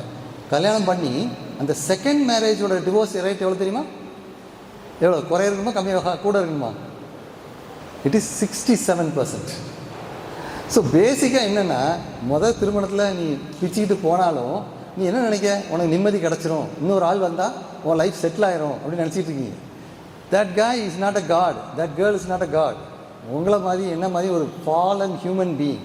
அதனால அந்த person can not give you the 100% perfect love. Okay, எல்லாருமே விழுந்து போன மனிதர்கள் தான். நிறைய நேரத்தில் சொல்லுவாங்க, இங்கே ரொம்ப டிப்ரெஷனில் இருக்கான் டாக்டர், இவனுக்கு ஒரு கல்யாணத்தை பண்ணி வச்சிடவா, கல்யாணம் பண்ணி வச்சா சரியாயிருமே அப்படிம்பாங்க. நான் சொல்கிறேன், தயவு செய்து இப்போதைக்கு பண்ணி வைக்காதுங்க. ஏன்னா கல்யாணம் பண்ணால் எல்லாம் சரியாயிரும்னு நினைக்காங்க. அப்படி கிடையாது. கல்யாணம் பண்ண பிறகு தான் இருக்கிற பிரச்சனை இன்னும் ஜாஸ்தியாகும். ஏன்னா marriage is a stressful period of time. Join நினச்சிட்டு இருக்கீங்களா? அதாவது இந்த ஸ்ட்ரெஸ் லைஃப் ஈவெண்ட்ஸ்ன்னு சொல்லி ஒரு ஸ்கேல் போட்டாங்க. எதெல்லாம் வந்து மனிதரை உடைத்தெறியத்தக்க ஒரு ஸ்ட்ரெஸ்ஸார் அப்படின்னு பார்க்கும்போது டாப்பில் இருக்கிறது டெத்து. நமக்கு க்ளோஸாக இருக்க யாராவது இறந்து போனாங்கன்னா that is the biggest stress. அது எல்லாம் அக்ரி பண்ணிக்கிட்டீங்க. நம்பர் 2 நம்பர் 3ல பார்த்தா என்ன தெரியுமா? Divorce and marriage. ரெண்டுமே டிவோர்ஸ் அண்ட் மேரேஜ் வந்து இட்ஸ் ஈக்குவலி ஸ்ட்ரெஸ்ஃபுல், பயங்கர ஸ்ட்ரெஸ்ஃபுல். ஏன் ஸ்ட்ரெஸ்ஃபுல்? நிறைய ரோல் மாறுது, ஏகப்பட்ட ரோல். திருமணம் டைம்லேருந்து 6 மாதம் 12 மாதத்தில் நீங்கள் யோசித்து பாருங்கள், முந்தி ஒரு டிக்கெட் எடுத்துகிட்டு போயிருவீங்க, இப்போ எப்படி போகணும்? 2 டிக்கெட்டு. சென்னைக்கு 950 ரூபா கொடுத்து போயிடலாம், இப்போ 2000 ரூபா கொடுக்கணும் ஒரு நேரம் போகிறதுக்கு. போயிட்டு 2 ஹவர் வரணும்னா 4000 ரூபா. அது பேசிக்கு. இதோட ட்ரெயின்லாம் போனீங்கன்னா இதோட கூட வரும். எல்லாமே 2. ஃப்ளைட்டில் போனீங்கன்னா 2 டிக்கெட்டு. சாப்பிட போனீங்கன்னா முந்தி நீங்கள் பாட்டு ஒத்தையில் போவீங்க, ஒரு ஹோட்டலில் உட்காருங்க, நல்லா சாப்பிட்டு வருவீங்க. இப்போது 2 பில்லு 500 ரூபா பில்லு, இப்போ 1000 ரூபா ஆயிரும். அதுக்கு காசு எங்கே இருக்குது முதல்ல? ரெண்டாவது, தங்குற இடம், நீங்கள் ரெண்டட் பிளேஸ் பார்க்கணும், அந்த பேமெண்ட் அதுக்கு பார்க்கணும். அதுக்கப்புறம் உங்களுக்கு ஒரு வெஹிக்கிள். நான் சொன்னேன்ல, இப்போ செல்ஃப் மேட் பீப்புள்னு சொல்லிட்டு இருக்கேன். ஸோ அவங்கெல்லாம் ஒரு நல்ல கம்பெனியில் வேலை பார்க்காங்க, நல்லா அப்படி வந்துகிட்டே இருக்காங்க. உடனே ஒரு கார் லோன் போட்டு காரை வாங்குறாங்க, ஹவுஸ் லோன் போட்டு ஹவுஸ் வாங்குறாங்க. சரியா? அப்போது ஒரு சம்பளம் வருதுன்னா அதில் எவ்வளோ அமௌண்ட்டு காருக்கு போகும், எவ்வளோ அமௌண்ட்டு வீட்டுக்கு போகும். இதுக்கப்புறம் தான் என்ன வருது? பெட்ரோல், ட்ராவல், சாப்பாடு எல்லாம் வருது. இவங்களுக்கு ட்ரெஸ் எடுத்து கொடுக்கணும். இப்போ நாடகம் பார்த்தீங்களா, உடனே எங்கள் மாமனாருக்கு ட்ரெஸ் எடுத்து கொடுக்கணும், இது கல்யாணம், அப்படி இப்படி எல்லாம் நிறைய ஒரு பெரிய லிஸ்ட்டு, நீங்கள் யோசிக்காத லிஸ்ட்டு வந்து விழும். ஸோ அப்போ தான் என்ன ஆகுனா, மேரேஜ் அப்படின்னா ஒரு ஒரு பூகம்பம் மாதிரி இருக்கும். ஓ அப்படியா அப்படின்னு. ஸோ நல்லா இதெல்லாம் ஆராய்ந்து பார்த்து நாம் இறங்க வேண்டும். இந்த திருமணத்தில் ஆண்டவர் என்ன சொல்ல விரும்புகிறார் அப்படிங்கிறது இந்த ப்ரெசன்டேஷனில் பார்க்க போகிறோம். சரியா? என்ன ஆண்டவர் சொல்ல விரும்புகிறார்? ஃபஸ்ட்டு வந்து வில் ஆஃப் காட் அப்படிங்கிறத பார்ப்போம். Will of God. What is the will of God in the marriage? முதல்ல திருமணம் ஆகணும்னு ஆண்டவர் நினைக்காரா இல்லையா? சிலருக்கு பவுல் அப்போஸ்தலன் மாதிரி சிலருக்கு சிங்கிளாக கொடுத்துருக்காரு. பட் சிலருக்கு அநேகருக்கு வந்து ஆண்டவர் என்ன சொல்கிறாரு? திருமணம் ஆகணுங்கிற வரத்தை தான் கொடுத்துருக்காரு. ஸோ இந்த நீதிமொழிகள் 3, 5, 6 நீங்கள் வாசித்து பார்த்தீங்கன்னா, ஃபஸ்ட்டு வந்து ட்ரஸ்ட் இன் த லார்ட். இது சொன்னால் முதல்ல டீனேஜர்ஸ்க்கு புரியவே புரியாது, பிடிக்கவும் பிடிக்காது. என்ன சார் சொல்கிறீங்க, ட்ரஸ்ட் இன் த லார்டுங்க? நம்ம போனோமா, 4 பேரை பார்த்தோமா, இல்லாட்டி அம்மா அப்பா போனாங்களா, 4 வரங்களை பார்த்தாங்களா அப்படின்னு பார்க்கணும். பட் ஆனால் ஆண்டவர் என்ன சொல்கிறாங்கன்னா, first trust in the Lord. So first பார்ட்டில் நம்ம பார்த்த மாதிரி உங்களோட ப்ரிப்பரேஷன் வந்துடணும். உங்களோட மனதை கருப்பாக அந்த டிஃபைன்மெண்ட்லேருந்து நம்ம இப்போ என்ன பண்ணியிருக்கோம், ஹார்ட்டை வந்து ஒயிட் ஆக்கியிருக்கோம். ஸோ அந்த ஒயிட் ஹார்ட் இருக்கணும். அதே போல் வருகிறவரும் இல்லை வருகிற பெண்ணும் மணவாளனும் ஒயிட் ஹார்ட் இருக்கணும். 2 பேரும் சேரும்போது தான் அதுலேருந்து என்ன ஆகுது, அதில் கடவுளோட யூனியன் வருது. சரி, ஸோ கடவுள்கிட்ட கேட்கணும். 2வது point, lean not on your own understanding. உன்னுடைய சொந்த புத்தியில் சேராமல் இருக்கணுங்க. சொந்த புத்தினா என்ன? இப்போ நாடகத்தில் பார்த்த மாதிரி இப்போ நிறைய 3C அப்படின்னு சொல்லுவாங்க. ஏன்னா முதல்ல கேஷ், எவ்வளோ கேஷ் இருக்குது திருமணத்தில், அவர் சூப்பர் அப்படிலாம் இருக்கார், இப்படி இருக்கார் அப்படின்னு சொல்லி கேஷ் இருக்கான்னு பார்க்குறது. 2வது கலர், நிறையா கலர் இருக்கான்னு பார்க்குறது. 3வது காஸ்ட். 3ஐயும் பார்த்துட்டு தான் கல்யாணத்துக்கு இறங்குறாங்க. நான் முதல்ல சைக்காலஜி என்ன சொல்லுதுன்னு சொல்கிறேன், அப்புறம் பைபிள் என்ன சொல்லுதுன்னு பார்ப்போம். சைக்காலஜி படி சக்ஸஸ்ஃபுல் மேரேஜ் எந்த கப்புளுக்கு அப்படின்னு சொல்லி ஒரு ரிசர்ச் பண்ணாங்க. அதோட ரிசல்ட் என்ன தெரியுமா? சக்ஸஸ்ஃபுல் கப்புள் யார்? பணக்காரனை கல்யாணம் பண்ணவங்களா, இல்லாட்டி நல்லா படித்தால கல்யாணம் பண்ணதா? Successful marriage. சரி, இது வந்து psychology, not Bible. Okay. So psychology என்ன சொல்லுதுன்னா, ஆஸ் மச் அஸ் பாசிபிள் அந்த பொண்ணும் அந்த மாப்பிள்ளையும் உள்ள சோஷியல் டேட்டா, எக்கனாமிக் டேட்டா, அந்த அகடமிக் டேட்டா, இது எல்லாமே கிட்டத்தட்ட நெருங்கி இருக்கிறது பெட்டர். உதாரணமாக, இப்போ நீங்கள் தமிழ்நாட்டில் இருக்கீங்க, கேரளாவில் போய் கல்யாணம் பண்ணுறீங்க. அப்போ என்ன ஆயிடுது, 2 ரீஜன் மாறிடுது, டிஃப்ரென்ஸ் வந்துடுது. ஸோ அவன் என்ன சொல்கிறான், சேம் ஸ்டேட்டா, சேம் லாங்குவேஜ், கிட்டத்தட்ட சேம் பழக்க வழக்கங்கள், இல்லை சர்ச்சஸ், அப்படி எதெல்லாம் க்ளோஸராக இருக்குதோ அவங்க வந்து நல்ல மேட்சாக இருப்பாங்க அப்படின்னு சைக்காலஜி சொல்லுது. Okay. Now let's see God's will. சரி, என்னெல்லாம் டூஸ்? ஃபஸ்ட்டு வந்து கமிட்மெண்ட் தான் important. Commit your ways to the Lord. அது பண்ணுறீங்களா? Commit your ways. கடவுள் எனக்காக நல்ல திருமணத்தை ஏற்படுத்தி தருவார் அப்படிங்கிற ஒரு முயற்சியோடு நீங்கள் இருக்கணும். அப்போ தான் God will speak through his word. அது எப்படி அப்படின்னா, திடீர்னு ஒரு நாள் ஒரு ப்ராஃபஸி மாதிரி வந்து சொல்லுவார் அப்படின்ல. நம்ம வேதத்தை வாசித்து கொண்டே இருக்கணும், நம்ம காரியத்தை நடத்திக்கிட்டே இருக்கணும். Keep your eyes open. திடீர்னு ஒரு மணமகனோ மனம் வந்தால் உடனே க்ளோஸ் பண்ணிடுறாங்க. இப்போ மொதல் ஸ்கிட்டில் நீங்கள் பார்த்துருப்பீங்க, இவர் கருப்பு, இவர் உயரம், இவர் குள்ளம், அதுக்கப்புறம் வேற என்ன வந்துச்சு, நிறையா வந்துச்சு அந்த லிஸ்ட்டு. இப்படி இல்லை நம்ம பண்ணிக்கிட்டே இருக்கோம். நான் ஒரு எக்ஸாம்பிள் சொல்கிறேன். ஒரு பையன் பேர் வேண்டாம், சரி, ரொம்ப க்ளோஸ் ஃப்ரெண்ட் எனக்கு. ஹிந்துலேருந்து சண்டே ஸ்கூல்லேருந்து ரட்சிக்கப்பட்டு வந்த பையன். அவங்க வீட்டில் எல்லாருமே ஹிந்துஸ் தான். பட் அவங்க வீட்டில் வந்து ஒரே ஒரு கண்டிஷன் மட்டும் போட்டாங்க, தம்பி நீ கிறிஸ்தவ பொண்ணை கல்யாணம் பண்ணிக்கோ, எனக்கு பிரச்சனையே இல்லை, ஆனால் நம்ம காஸ்ட் படி கல்யாணம் பண்ணணும்னு சொன்னாங்க. அதுக்காக நான் காஸ்ட் படி கல்யாணம் பண்ணணும்னு சொல்ல வரல, பட் இந்த நடந்த காரியத்தை சொல்கிறேன். ஸோ அவங்க வீட்டில் ரிலிஜன் பரவாயில்ல, பட் காஸ்ட்டை கரெக்டாக வச்சுக்கோன்னு சொன்னாங்க. உடனே இவன் என்ன சொன்னான் தெரியுமா, அண்ணே நான் ப்ரே பண்ணிக்கிட்டே இருக்கேன், கடவுள் எனக்கு காட்டுவார் அப்படின்னு சொல்லி அவன் வேலை பார்த்துக்கிட்டே இருக்கான். வயசு போயிட்டே இருக்குது. அப்போது அவனுக்கு ஒரு வேர்டு வந்துச்சு, ஒரே ஒரு வேர்டு, ஜீசஸ் கால்ஸில் போய் 15 வைன்னு சொல்லி அவன் போகிறான். போய் அவன் 15 வைக்கும் போது அங்கே உள்ள ஆஃபீஸர் ஒரு இதை எடுத்து கொடுக்காரு, ஒரே ஒரு ப்ரொஃபைல். ஸோ அவன் பார்த்த பொண்ணு ஒரே பொண்ணு, அதே பொண்ணு 30 நாளில் கல்யாணம். இன்றைக்கி 2 பிள்ளைகள், அந்த பிள்ளைங்க தான் பிறந்துச்சு, ராயல் ஹாஸ்பிட்டலில் 2 பிறந்துச்சு. 2 பிள்ளைகள் சென்னையில் அழகாக செட்டில்டு. இன்னும் சொல்லலாம், இப்போது அவங்க அம்மா என்ன தெரியுமா சொல்கிறாங்க, அவங்க சொல்கிறாங்க கர்த்தருடைய பிள்ளைகளை கர்த்தர் பார்த்துப்பார், அந்த அம்மாவோட சாட்சி. சரியா? ஸோ அவன் ரொம்ப அலையலை, அங்கே போய் இங்கே கிடைக்குதா, அங்கே கிடைக்குதா, ஐயோ லபோ இங்கே கிடைக்குதா, இது இப்படி ஒன்றுமே இல்லை. அவன் பாட்டுக்கு போகிறான், ஒரு மேட்ச் வருது, அப்படியே ஜோம் பண்ணி எடுக்கான், கரெக்டாக போயிட்டுருக்கு. ஸோ இந்த மாதிரி சிம்பிளாக சொல்ல போகிறேன். சரி, so God will speak through his word. எப்படினாலும் வரலாம். He will speak through your parents வச்சு பண்ணலாம், காட்லி கவுன்சிலிங், அதை நீங்கள் வாசித்துக்கோங்க. God will speak to you through your own spirit. உனக்குமே கம்ஃபர்டபுளாக இருக்கும். இப்போ சில நேரம்லாம் சொல்கிறேன்ல, சில நேரம் நீங்கள் அன்கம்ஃபர்டபுளாக இருக்கீங்க அப்படின்னா அது வந்து உண்மையிலே அது ரிசால்வ் பண்ணக்கூடிய காரியமா, இல்லாட்டி சில நேரத்தில் இனிஷியலாக ரொம்ப ஆங்ஸைட்டியாக இருக்கும், அதனால உடனே வெளியே வந்துடக்கூடாது. சில பொண்ணுங்கள்லாம் கல்யாணமே வேண்டான்னு இருக்காங்க, எனக்கு தெரியும். 40-50 வயசாகியும் மேரேஜ்னாலே ஒரு ஃபியர், அது தனி. பட் அந்த ஆங்ஸைட்டியை தாண்டி பார்த்தா நல்லா இருக்குமா அப்படிங்கிறது ஆண்டவர் அந்த ஒரு இன்சைட்டை நமக்கு தர வல்லவராக இருக்கிறார். அடுத்தது, ஸோ சாய்ஸ், கடைசியில் நீ பண்ண சாய்ஸ் வந்து எப்படி இருக்குன்னா, must reveal my desire to please God. கண்டிப்பாக அந்த திருமணத்தில் எல்லாருக்கும் இது ஆண்டவர் சித்தம், எவ்வளோ அழகாக ஆண்டவர் வச்சார் அப்படிங்கிறத சொல்லுவீங்க. Must reveal my desire to honour marriage. திருமணத்தை நீங்கள் அதில் வந்து ஆனர் பண்ணுவீங்க. Must reveal my desire to honour my parents. பெற்றோர் சம்மதத்தோடு நடக்கிற திருமணம். இப்போ நீங்கள் நிறைய பேர் கேட்கலாம், எங்கள் அம்மா அப்பா சம்மதிக்க மாட்டேங்கிறார் அப்படிம்பாங்க. ஆனால் அப்படி கிடையாது, அவங்க சம்மதத்தோடு நடக்கும்போது தான் அங்கே வந்து என்ன சொல்லுது, கடவுளோட வில் வருது. But again in the Lord must reveal my desire to honour the church as the body of Christ. சர்ச்சில் நம்ம பாஸ்டர், நம்ம சர்ச்சில் அது அங்கீகரிக்கப்பட்டு அந்த திருமணத்தை நடத்தி கொடுக்கும்போது அது ஆசீர்வாதமாக இருக்கிறது. Power of God in marriage பார்க்க போகிறோம். சரியா? மேரேஜ்னா என்ன? What is a marriage? Marriage is a covenant, உடன்படிக்கை. எத்தனை பேருக்கு தெரியும்? இது ஒரு உடன்படிக்கை. உடன்படிக்கையில் என்ன அர்த்தம்? யார் இருக்கா அந்த உடன்படிக்கையில்? எத்தனை பேர் அந்த உடன்படிக்கையில்? என்ன, 2 பேர் வைக்கிறது. சரியா? இந்த உடன்படிக்கையில் யாரெல்லாம் இருக்கா? எத்தனை பேர் இருக்காங்க? அந்த ஒரு ட்ரையாங்கிள் பார்த்துக்கோங்க. எப்போவுமே திருமணம் அப்படின்னு வந்துச்சுன்னா அந்த ட்ரையாங்கிளில் 3 பேர், husband, wife, God. Okay, Rebecca Isaac எடுத்துக்கோங்க. ஐசக்லாம் கல்யாணம் பண்ணும்போது 40 வயசு இருக்குன்னு நினைக்கிறேன்.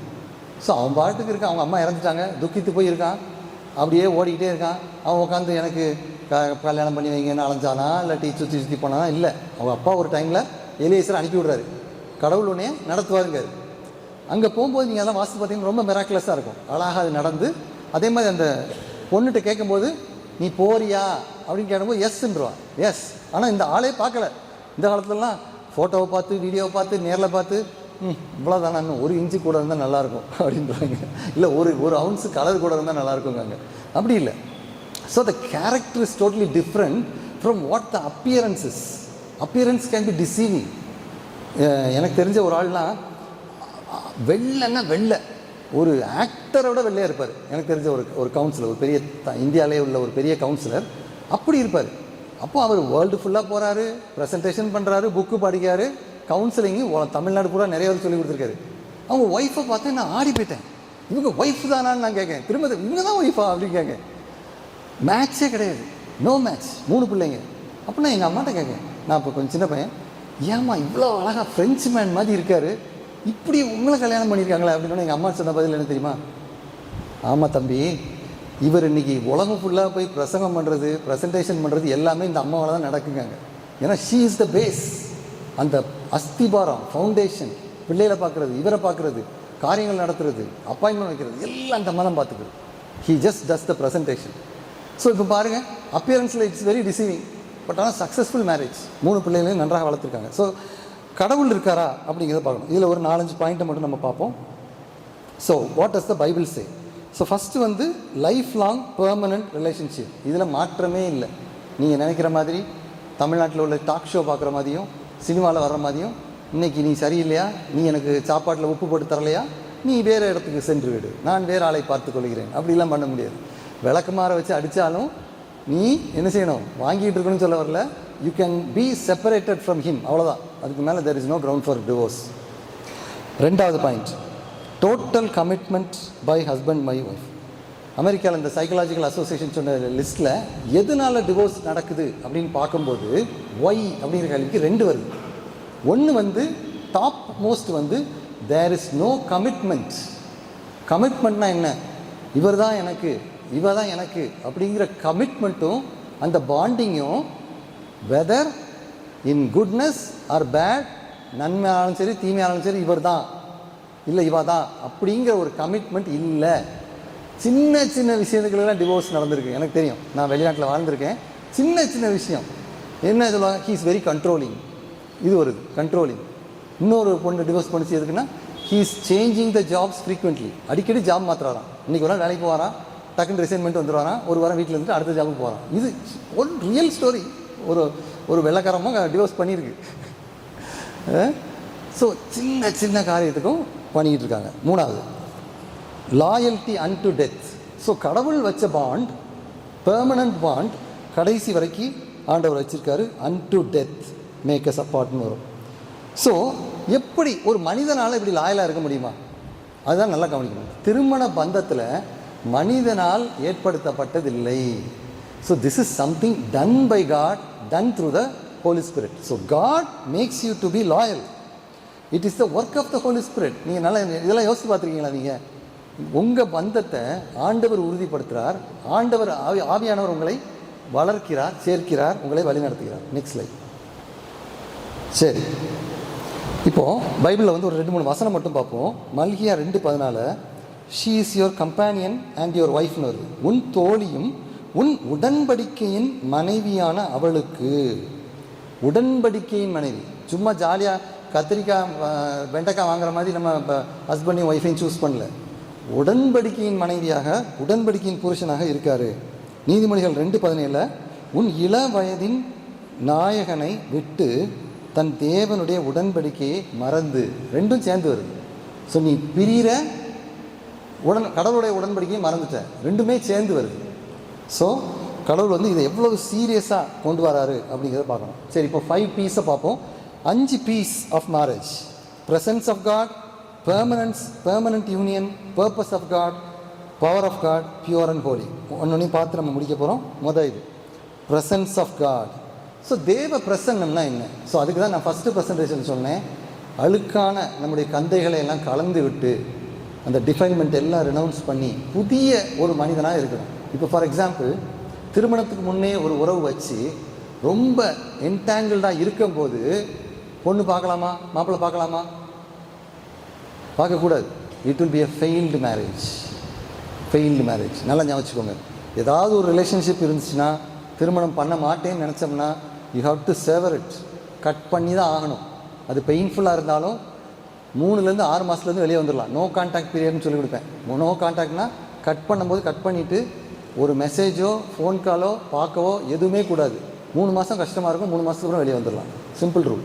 ஆனால் ஒரு 2 மாதம் கழித்து ஒரு மெசேஜ் அனுப்பி ஐயோ ஸ்வீட்டி ஹனின்னு சொல்லிட்டிங்கன்னா கவுண்டர் பிகம் 0, திரும்ப அதுலேருந்து ஆரம்பிக்கும். ஓகே, ஸோ இது வந்து சைக்கலாஜிக்கல் பிரின்சிபல்.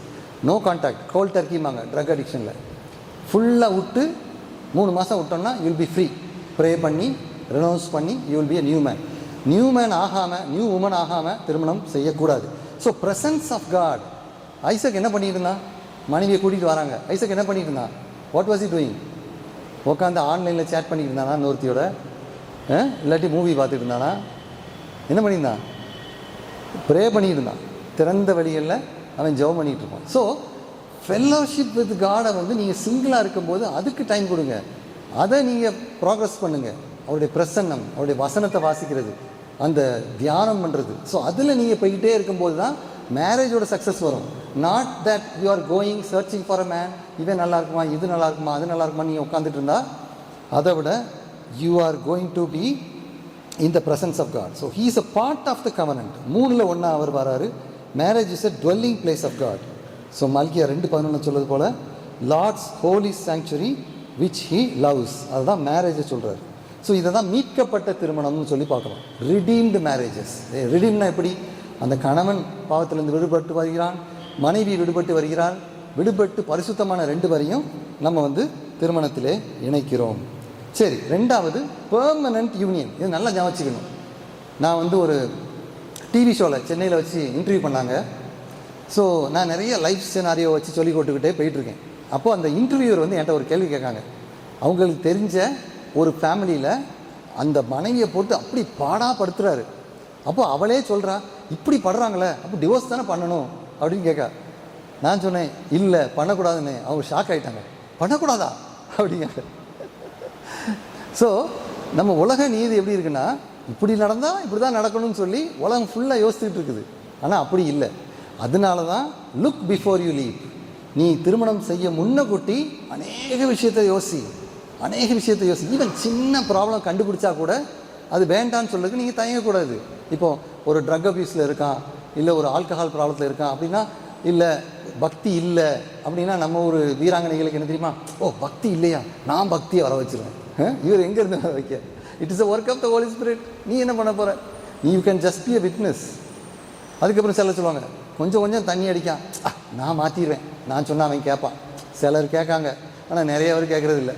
நிறையா அது இதாக போயிடுது. அந்த மாதிரி சிலர் பழக்கங்கள், சின்ன கெட்ட பழக்கங்கள், இல்லீகல் கான்டாக்ட்ஸ், இதெல்லாம் வச்சுட்டு, இந்த பேகேஜஸ் இதெல்லாம் வச்சுட்டு தான் மேரேஜுக்கு வராங்க. பட் அப்படி இருக்காதுங்க. Don't be like that. So it's a permanent union. But நீங்கள் if you are not sure, if you are not ready, no pressure. You don't need to marry. Wait பண்ணுங்கள். ஏன் 30 வயசு 40 வயசு 40 இயர்ஸில் கல்யாணம் பண்ணிக்கோங்க. ஒரு ஊழியக்காரர் 40 வயசில் கல்யாணம் பண்ணார். ஏன் பண்ணான்னு? ஒன் டைம் மேரேஜ் தானே, வெயிட் பண்ணுங்கள். If you don't find the right person. So பண்ணிட்டீங்கன்னா it's a commitment to the Lord. Divorce is not an option. Next slide. So divorce is not an option. அதில் நம்ம மத்தியில் அழகாக தெரியும், Luke 16:18 whoever divorces and marries another will be called அடல்ட்ரல்னு சொல்லி தெளிவாக ஆண்டவர் சொல்லியிருக்கார். ஸோ இந்த வசனத்தெல்லாம் இன்றைக்கும் இது உண்மையான வசனம். நல்லா ஞாபகம் வச்சுக்கோங்க. கிரேஸ் தியாலஜியில் இதெல்லாம் கிடையாதுன்னு நினச்சிடாதீங்க. சரியா? எல்லாம் பைபிளை கிழிச்சு போட்டு ஒன்லி கிரேஸ் பையா சேவ்னு சொல்லி உட்காந்துட்டு இருக்காங்க. Everything God's word. ஒரு உறுப்பும் ஒழிந்து போவதில்லை. Next point, pure and holy. இதுக்கு தான் கடவுள் அவ்வளோ இம்பார்ட்டன்ஸ் கொடுக்காரு. இது எவ்வளோ இம்பார்ட்டன்ஸ்னால், நீங்கள் நினைக்காத அளவு இம்பார்ட்டன்ஸ். ஒரே வசனம் சொல்கிறேன், it will blow your mind. அதாவது இதை நீங்கள் ரொம்ப கஷ்டப்பட்டு தான் இமேஜின் பண்ணணும். Even before time was there. Time எப்போ வந்துச்சு? வேர்ல்டு கிரியேட் ஆகி வேர்ல்டை ரொட்டேட் பண்ணணும். அப்போ தான் 24 hour டே வருது. ஒன் டேக்கு 24 hours எப்போ வருது? When world was created. சரி, வேர்ல்டே கிரியேட் ஆகலை. Before even every thing created. அப்படியே லிஸ்ட்டு போடுறாரு. 2024 உங்கள் லிஸ்டெல்லாம் எழுதுறாரு. எழுதிட்டு ஹீ மேக்ஸ் அ காட்லி, இன்னொரு ஜெனரேஷனை உண்டு பண்ணி, மல்கியா 2:15 படி you will bring up a godly generation சொல்கிறாரு. சொல்லி வை அப்படின்னு கேள்வி கேட்டால் 2 காரணம். வை ஹீ சோஸ் தம் அப்படின்னா 2 விஷயம். To be holy and blameless in his sight. பரிசுத்தமாக இருக்க வேண்டும் என்பதற்காக உங்களை தெரிந்து கொள்கிறான்னு சொல்லி எபேசியர் 1 வரும். ஸோ டு பி ஹோலி, அந்த ஹோலினஸில் தான் இந்த மேட்ரிமோனி வருது. ஸோ ஹஸ்பண்ட் அண்ட் ஒய்ஃப் அன்ஃபெய்த்ஃபுல்லாக இருக்குது, அடல்ட்ரி எல்லாமே dishonest marriage, self gratification dishonest marriage. So அடுத்தது டிஃபைல்டு. இப்போ உள்ள நிறைய திருமணங்கள் இப்படி தான் நடந்துகிட்ருக்கு. 2 பேருமே டிஃபைல், 2 பேருமே சேர்றாங்க. வித்தின் 30 days நான் நிறைய பேர் கவுன்சில் பண்ணியிருக்கேன். கல்யாணம் பண்ணி 30 நாள் அவங்க முன்னால் உட்காந்துருப்பாங்க. எனக்கு இவரை பிடிக்கலை, இவரை பிடிக்கலை, இவளை பிடிக்கலை. அப்போ என்ன? They already defile, they joined in a marriage covenant, desecrated marriage. So இந்த பிளாக் இல்லாமல் இது ஒயிட் ஆகி நம்ம போகணும். பரிசுத்தம் செய்யப்பட்ட, நெக்ஸ்ட் ஸ்லைட் ப்ளீஸ். ஸோ பரிசுத்தம் செய்யப்பட்ட திருமணமாக இருக்கணும். ஸோ நீங்கள் மட்டும் இல்லை, உங்களுக்கு வர்ற பார்ட்னரும் அவங்களும் எப்படி பரிசுத்தம் செய்யப்பட்டாங்களா அப்படிங்கிறது நீங்கள் ஈஸியாக பேசினாலே தெரிஞ்சிருமே. ஒரு 4 நாள் ஃபோனில் பேசினாலே இவர் தேருமா தேராதுன்னு தெரிஞ்சிடும். எவ்வளோ தான் கவர் பண்ணாலும் குட்டு என்ன செய்கிறோம்? வெளிப்பட்டுரும். நான் ஆக்சுவலாக ஒரு ட்ரிக் சொல்லிக் கொடுப்பேன் என்கிட்ட கவுன்சிலிங் வரவங்களுக்கு. பட் எனிவே ரெக்கார்டிங்கில் போகுது பரவாயில்ல. நீங்கள் அப்படி கொஞ்சம் கொஞ்சம் பேசிகிட்டு இருக்கும்போது கொஞ்சம் இரிட்டேட் பண்ணிப்பார் அப்படின்னு. அந்த ஆளை கொஞ்சம் சிடுமூஞ்சி மாதிரி பொடி சொல்லிப்பார், இல்லாட்டி வாரேன்னு சொல்லிட்டு வராமல் இருந்துப்பார், என்ன ரியாக்ஷன்னு பாரு அப்படின்னு. ஸோ அப்போ அந்த ரியாக்ஷன் வந்து பூகம்பம் மாதிரி, ஐயோ இவர் இப்படி என்ன சொல்லிட்டாரு அப்படின்னு சொல்லி நான் ஃபுல்லாக எனக்கு கல்யாணமே வேண்டாம் இப்படி ஒரு ஆளை பார்த்தீங்கன்னு சொல்லி அப்படி ட்ராமா போடுறாளா, இல்லாட்டி ஒரு வேளை அவங்களுக்கு ஏதோ ப்ராப்ளம் இருந்திருக்கும், என்னென்னு தெரியல, வெயிட் பண்ணி பார்ப்போம் அப்படிங்கிற கேரக்டரா. புரியுதா ரெண்டுக்கும்? ஸோ அந்த இம்பல்சிவிட்டி இப்போல்லாம் நிறைய பார்க்குறது பார்டர் லைன் அப்படிங்க. நிறையா விமன் அண்டு சில பாய்ஸ், எனக்கு ஸ்டாட்டிஸ்டிக்ஸ் ரொம்ப தெரியல, இமோஷனல் கிறுக்கு அப்படின்னு நான் சில பேர் வச்சுருக்கேன். இமோஷனல் கிறுக்கு, சின்ன வார்த்தை சொன்னால் கூட அப்பள மாதிரி நொறுங்கிட்டு இவர் இப்படி சொல்லிட்டாரு. நிறைய மேபி மேரிட் மென்ட்டை கேட்டால் தெரியும். நீங்கள் 15 வருஷத்துக்கு முன்னாடி உங்கள் அப்பாட்ட நீங்கள் சப்பாத்தி வாங்காமல் போயிட்டீங்களே, ஏதாவது இந்த மாதிரி ட்ரிவியலான ஒரு இதை 15 வருஷம் கழித்து அந்த ஒய்ஃப் சொல்லுவாள். அதே மாதிரி சில பார்டர் லைனில் எப்படி வரும்னா, அந்த பொண்ணு, நான் சொல்கிற எக்ஸாம்பிள்ஸ்லாம் ரியல் எக்ஸாம்பிள்ஸ். ஸோ பொண்ணு என்ன பண்ணுது, பையன் வந்து ஆக்சுவலாக திருமணம் வேண்டான்னு சொன்னாங்க, ஆனால் கட்டி வச்சுட்டாங்க. அதுக்கப்புறம் அந்த பொண்ணு என்ன சொல்லுதுன்னா, கொஞ்சம் பிரச்சனை வந்தோடனே டமன்னு கையை அறுத்துக்கிடும். இவனுக்கு டென்ஷன் ஆகுது, இவன் கையை அறுத்துக்கிறாளே, நான் என்ன பண்ணேன், ஒரு நேரம் மாடிக்கு போயிட்டா குதிக்க போகிறேன்ட்டு. நம்ம அந்த பொண்ணே வேண்டாம், நான் கல்யாணமே வேண்டான்னு சொன்னேன், நீங்கள் கட்டி வச்சிங்க, இப்போ மாடியில் போய் குதிக்க போகிறாங்களே, நான் என்ன செய்வேன் அப்படின்னு. ஆனால் they did a wonderful job. அழகாக கவுன்சிலிங் வந்தாங்க. அந்த பொண்ணு ஷி வாஸ் எக்ஸலண்ட். அவளுக்கு பார்டர் லைன் தான் இருந்துச்சு, நல்லா கவுன்சிலிங் வந்து ஷீ டர்ன்ட் அரவுண்ட், அட்டகாசமாக மாறினான். கவுன்சிலிங்கை கேட்டு மாறின ஒரு அருமையான ஒரு பெண்மணியாவா. ஓகே, பரிசுத்தம் செய்யப்பட்ட திருமணம். Purpose marriage has been instituted through God and it's for him and should reflect his glory. உங்கள் திருமணத்தில் கடவுளோட சாயல் பிரதிபலிக்க வேண்டும், அந்த மாதிரி திருமணம். 2:15 பாருங்களேன், தேவ பக்தி உள்ள சந்ததியை பெரும்படி தானே. எதுக்காக மேரேஜ்னு பார்த்தீங்கன்னா, to have a godly generation அப்படின்னு சொல்லி ஆண்டவர் தெளிவாக சொல்கிறார். கடைசியாக பவர்ஃபுல். ஸோ அப்படி ஒரு நல்ல அன்பாக ஐக்கியமாக இருக்கணும்னா பவர் ஆஃப் காட் வேணும், ஆண்டவருக்குள்ளே இருக்கணும், 2 ஒரு டிஃபைல்மெண்ட்லேருந்து வெளியே வந்திருக்கணும், கர்த்தரை 2 பேரும் ஒரு மனத்தில் பின்பற்றணும். அப்போ தான் ஹோலி ஸ்பிரிட்டோட ஒர்க்கை நாம் பார்க்கலாம். பவர்ஃபுல், பலப்படுத்தப்பட்ட திருமணம்.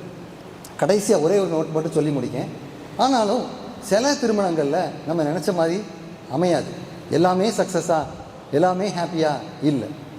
சில திருமணங்களில் இல்லை, அநேக திருமணங்களில் கல்யாணம் பண்ணி சில நாட்களில் சில வாரங்களில் நிறைய பிரச்சனை நடக்கும். ஐயோ ஏன் கல்யாணம் பண்ணேன், ஏன் இந்த பிரச்சனைன்னு சொல்லி தலையை விரிச்சு அப்படி பிக்கிற அளவு இருக்கும், அந்த மாதிரிலாம் இருக்கும். பட் ஒன்றை மட்டும் ஞாபகம் வச்சுக்கோங்க, அந்த பாதை வழியாக நடந்து போகணும் அப்படின்னு கடவுள் வச்சுருந்தாருன்னா அப்படி தான் போகணும். அதை நீங்கள் சந்தோஷமாக ஹாப்பியாக ஏற்றுக்கொள்ளுங்கள். The more you resist the more you become depressed. Okay, இப்போ திருமணம் மட்டும்தான் வாழ்க்கை அப்படின்னு நீங்கள் நினச்சிடாங்க. நிறைய ஆஸ்பெக்ட்ஸ் இருக்குது. திருமணம் of course very integral part of our society. தனியாக ஒரு பொண்ணு கல்யாணத்துக்கு போக முடியுமா? கல்யாணம் ஆச்சு முதல் கேள்வி என்ன கேட்பாங்க, உன் புருஷன் எங்கேம்பாங்க. அதே மாதிரி புருஷன் தனியாக போனால் உன் ஒய்ஃப் எங்கன்னு கேட்பாங்க. இப்படி தான் இருக்கும் நம்ம சொசைட்டி. அப்படி நல்ல இன்டெகிரேட்டட் சொசைட்டி. ஆனால் நிறைய காலங்களாலோ சில காரணத்தாலோ அது சேர்ந்து போகாமல் இருக்கும்போதும் நம்ம சாட்சியாக இருக்கணும். அது மட்டும் நல்லா தெளிவாக சொல்லிக்கிறேன். அந்த நேரத்தில் ஆண்டவரை அதிகமாக தேடுங்க. வேதத்தில் வாசிக்கிறோம், 84 வயது உள்ள ஒரு விதவை இரவும் பகலும் அந்த தேவாலயத்தை விட்டு விலகாமல் ஜெபம் பண்ணி கொண்டிருந்தாள், உபவாசித்து கொண்டிருந்தாள். அதே நேரத்தில் இன்னொரு வசனம் சொல்லுது, பாட்டியாக இருந்தாலும் காசிப் பண்ணி நல்ல சுகமோகமாக வாழ்கிறவள் செத்தவள் அப்படிங்குது. Eternally she died. ஸோ வாழ்க்கை எப்படியும் போகலாம், வளைஞ்சு போகலாம், ஹாப்பியாகவும் போகலாம், சேடாகவும் போகலாம். பட் எதுனாலும் ஆண்டவரே I am ready to face because you are with me, you are in the marriage அப்படிங்கிற ஒரு தைரியத்தோடு நீங்கள் இறங்குங்க. தலைவணிங்க ஜெபிப்போம். அன்புள்ள தகப்பனே, இந்த மதியான வேளையிலே திருமணத்துக்கு ஆயத்தமாக இருக்கிற பிள்ளைகளுக்கு அதனுடைய வேத வசனத்தின் மூலமாகவும் சமுதாய ரீதியிலே நடக்கிற காரியங்கள் மூலமாகவும் சில வார்த்தைகளை பகிர்ந்து கொள்ள உதவி செய்தீங்க. இந்த வார்த்தைகள் ஆண்டவரே நன்றாக அவர்களை மனதிலே பதியட்டும். நீர் ஒவ்வொருவரோடும் கூட இருந்து வழி நடத்துகிறீர் என்பதை நீர் அறிந்து கொள்ளும். அவங்களை அறிந்து கொள்ளட்டும். உம்மோடு இருக்கிற அந்த கவர்னன்ட் ரிலேஷன்ஷிப்பை புதுப்பித்து கொள்ளட்டும். பழைய வாழ்க்கைகளை மறந்து புதியதோர் ஆரம்பம். என்னிடத்தில் வருகிறவனை புறம்பே தள்ளுவதில்லைன்னு சொல்லியிருக்கீங்க. புதிதாக ஒரு ஆரம்பத்தை நீங்கள் கொடுங்க. Holy Spirit, please work in their lives to bring the right partner so that they will bring about godly generation which will glorify you, Lord. ஆண்டவரே, தவறாக போகாதபடி உம்முடைய சட்டைக்குள்ளே காத்துக்கொள்ளுங்க. தவறான முடிவு எடுக்காதபடி உம்முடைய சித்தத்தின்படி காத்துக்கொள்ளுங்க. இந்த கூடுகையை உம்முடைய சமூகத்தில் வைக்கிறேன். இந்த பிள்ளைகள் அனைவரையும் உம்முடைய கரத்தில் வைக்கிறேன். முக்கின்று வைத்திருக்கிற அந்த பிள்ளைகளை அவர்கள் தெளிவாக உம்முடைய வார்த்தை மூலமாகவும் உம்முடைய சத்தத்தின் மூலமாகவும் தெளிவாக கண்டுபிடிக்கவும், சரியான நேரத்தில் நீர் வைத்திருக்கிற நேரத்தில் அவர்கள் அதை தெரிந்தெடுத்து வாழ்க்கையை உமக்கென்று சிறப்பாக சாட்சியாக வாழ நீர் உதவி செய்யுங்க. இயேசு கிறிஸ்து மூலம் ஜெபிக்கிறோம் ஜீவனுள்ள நல்ல தகப்பனே. ஆமென்.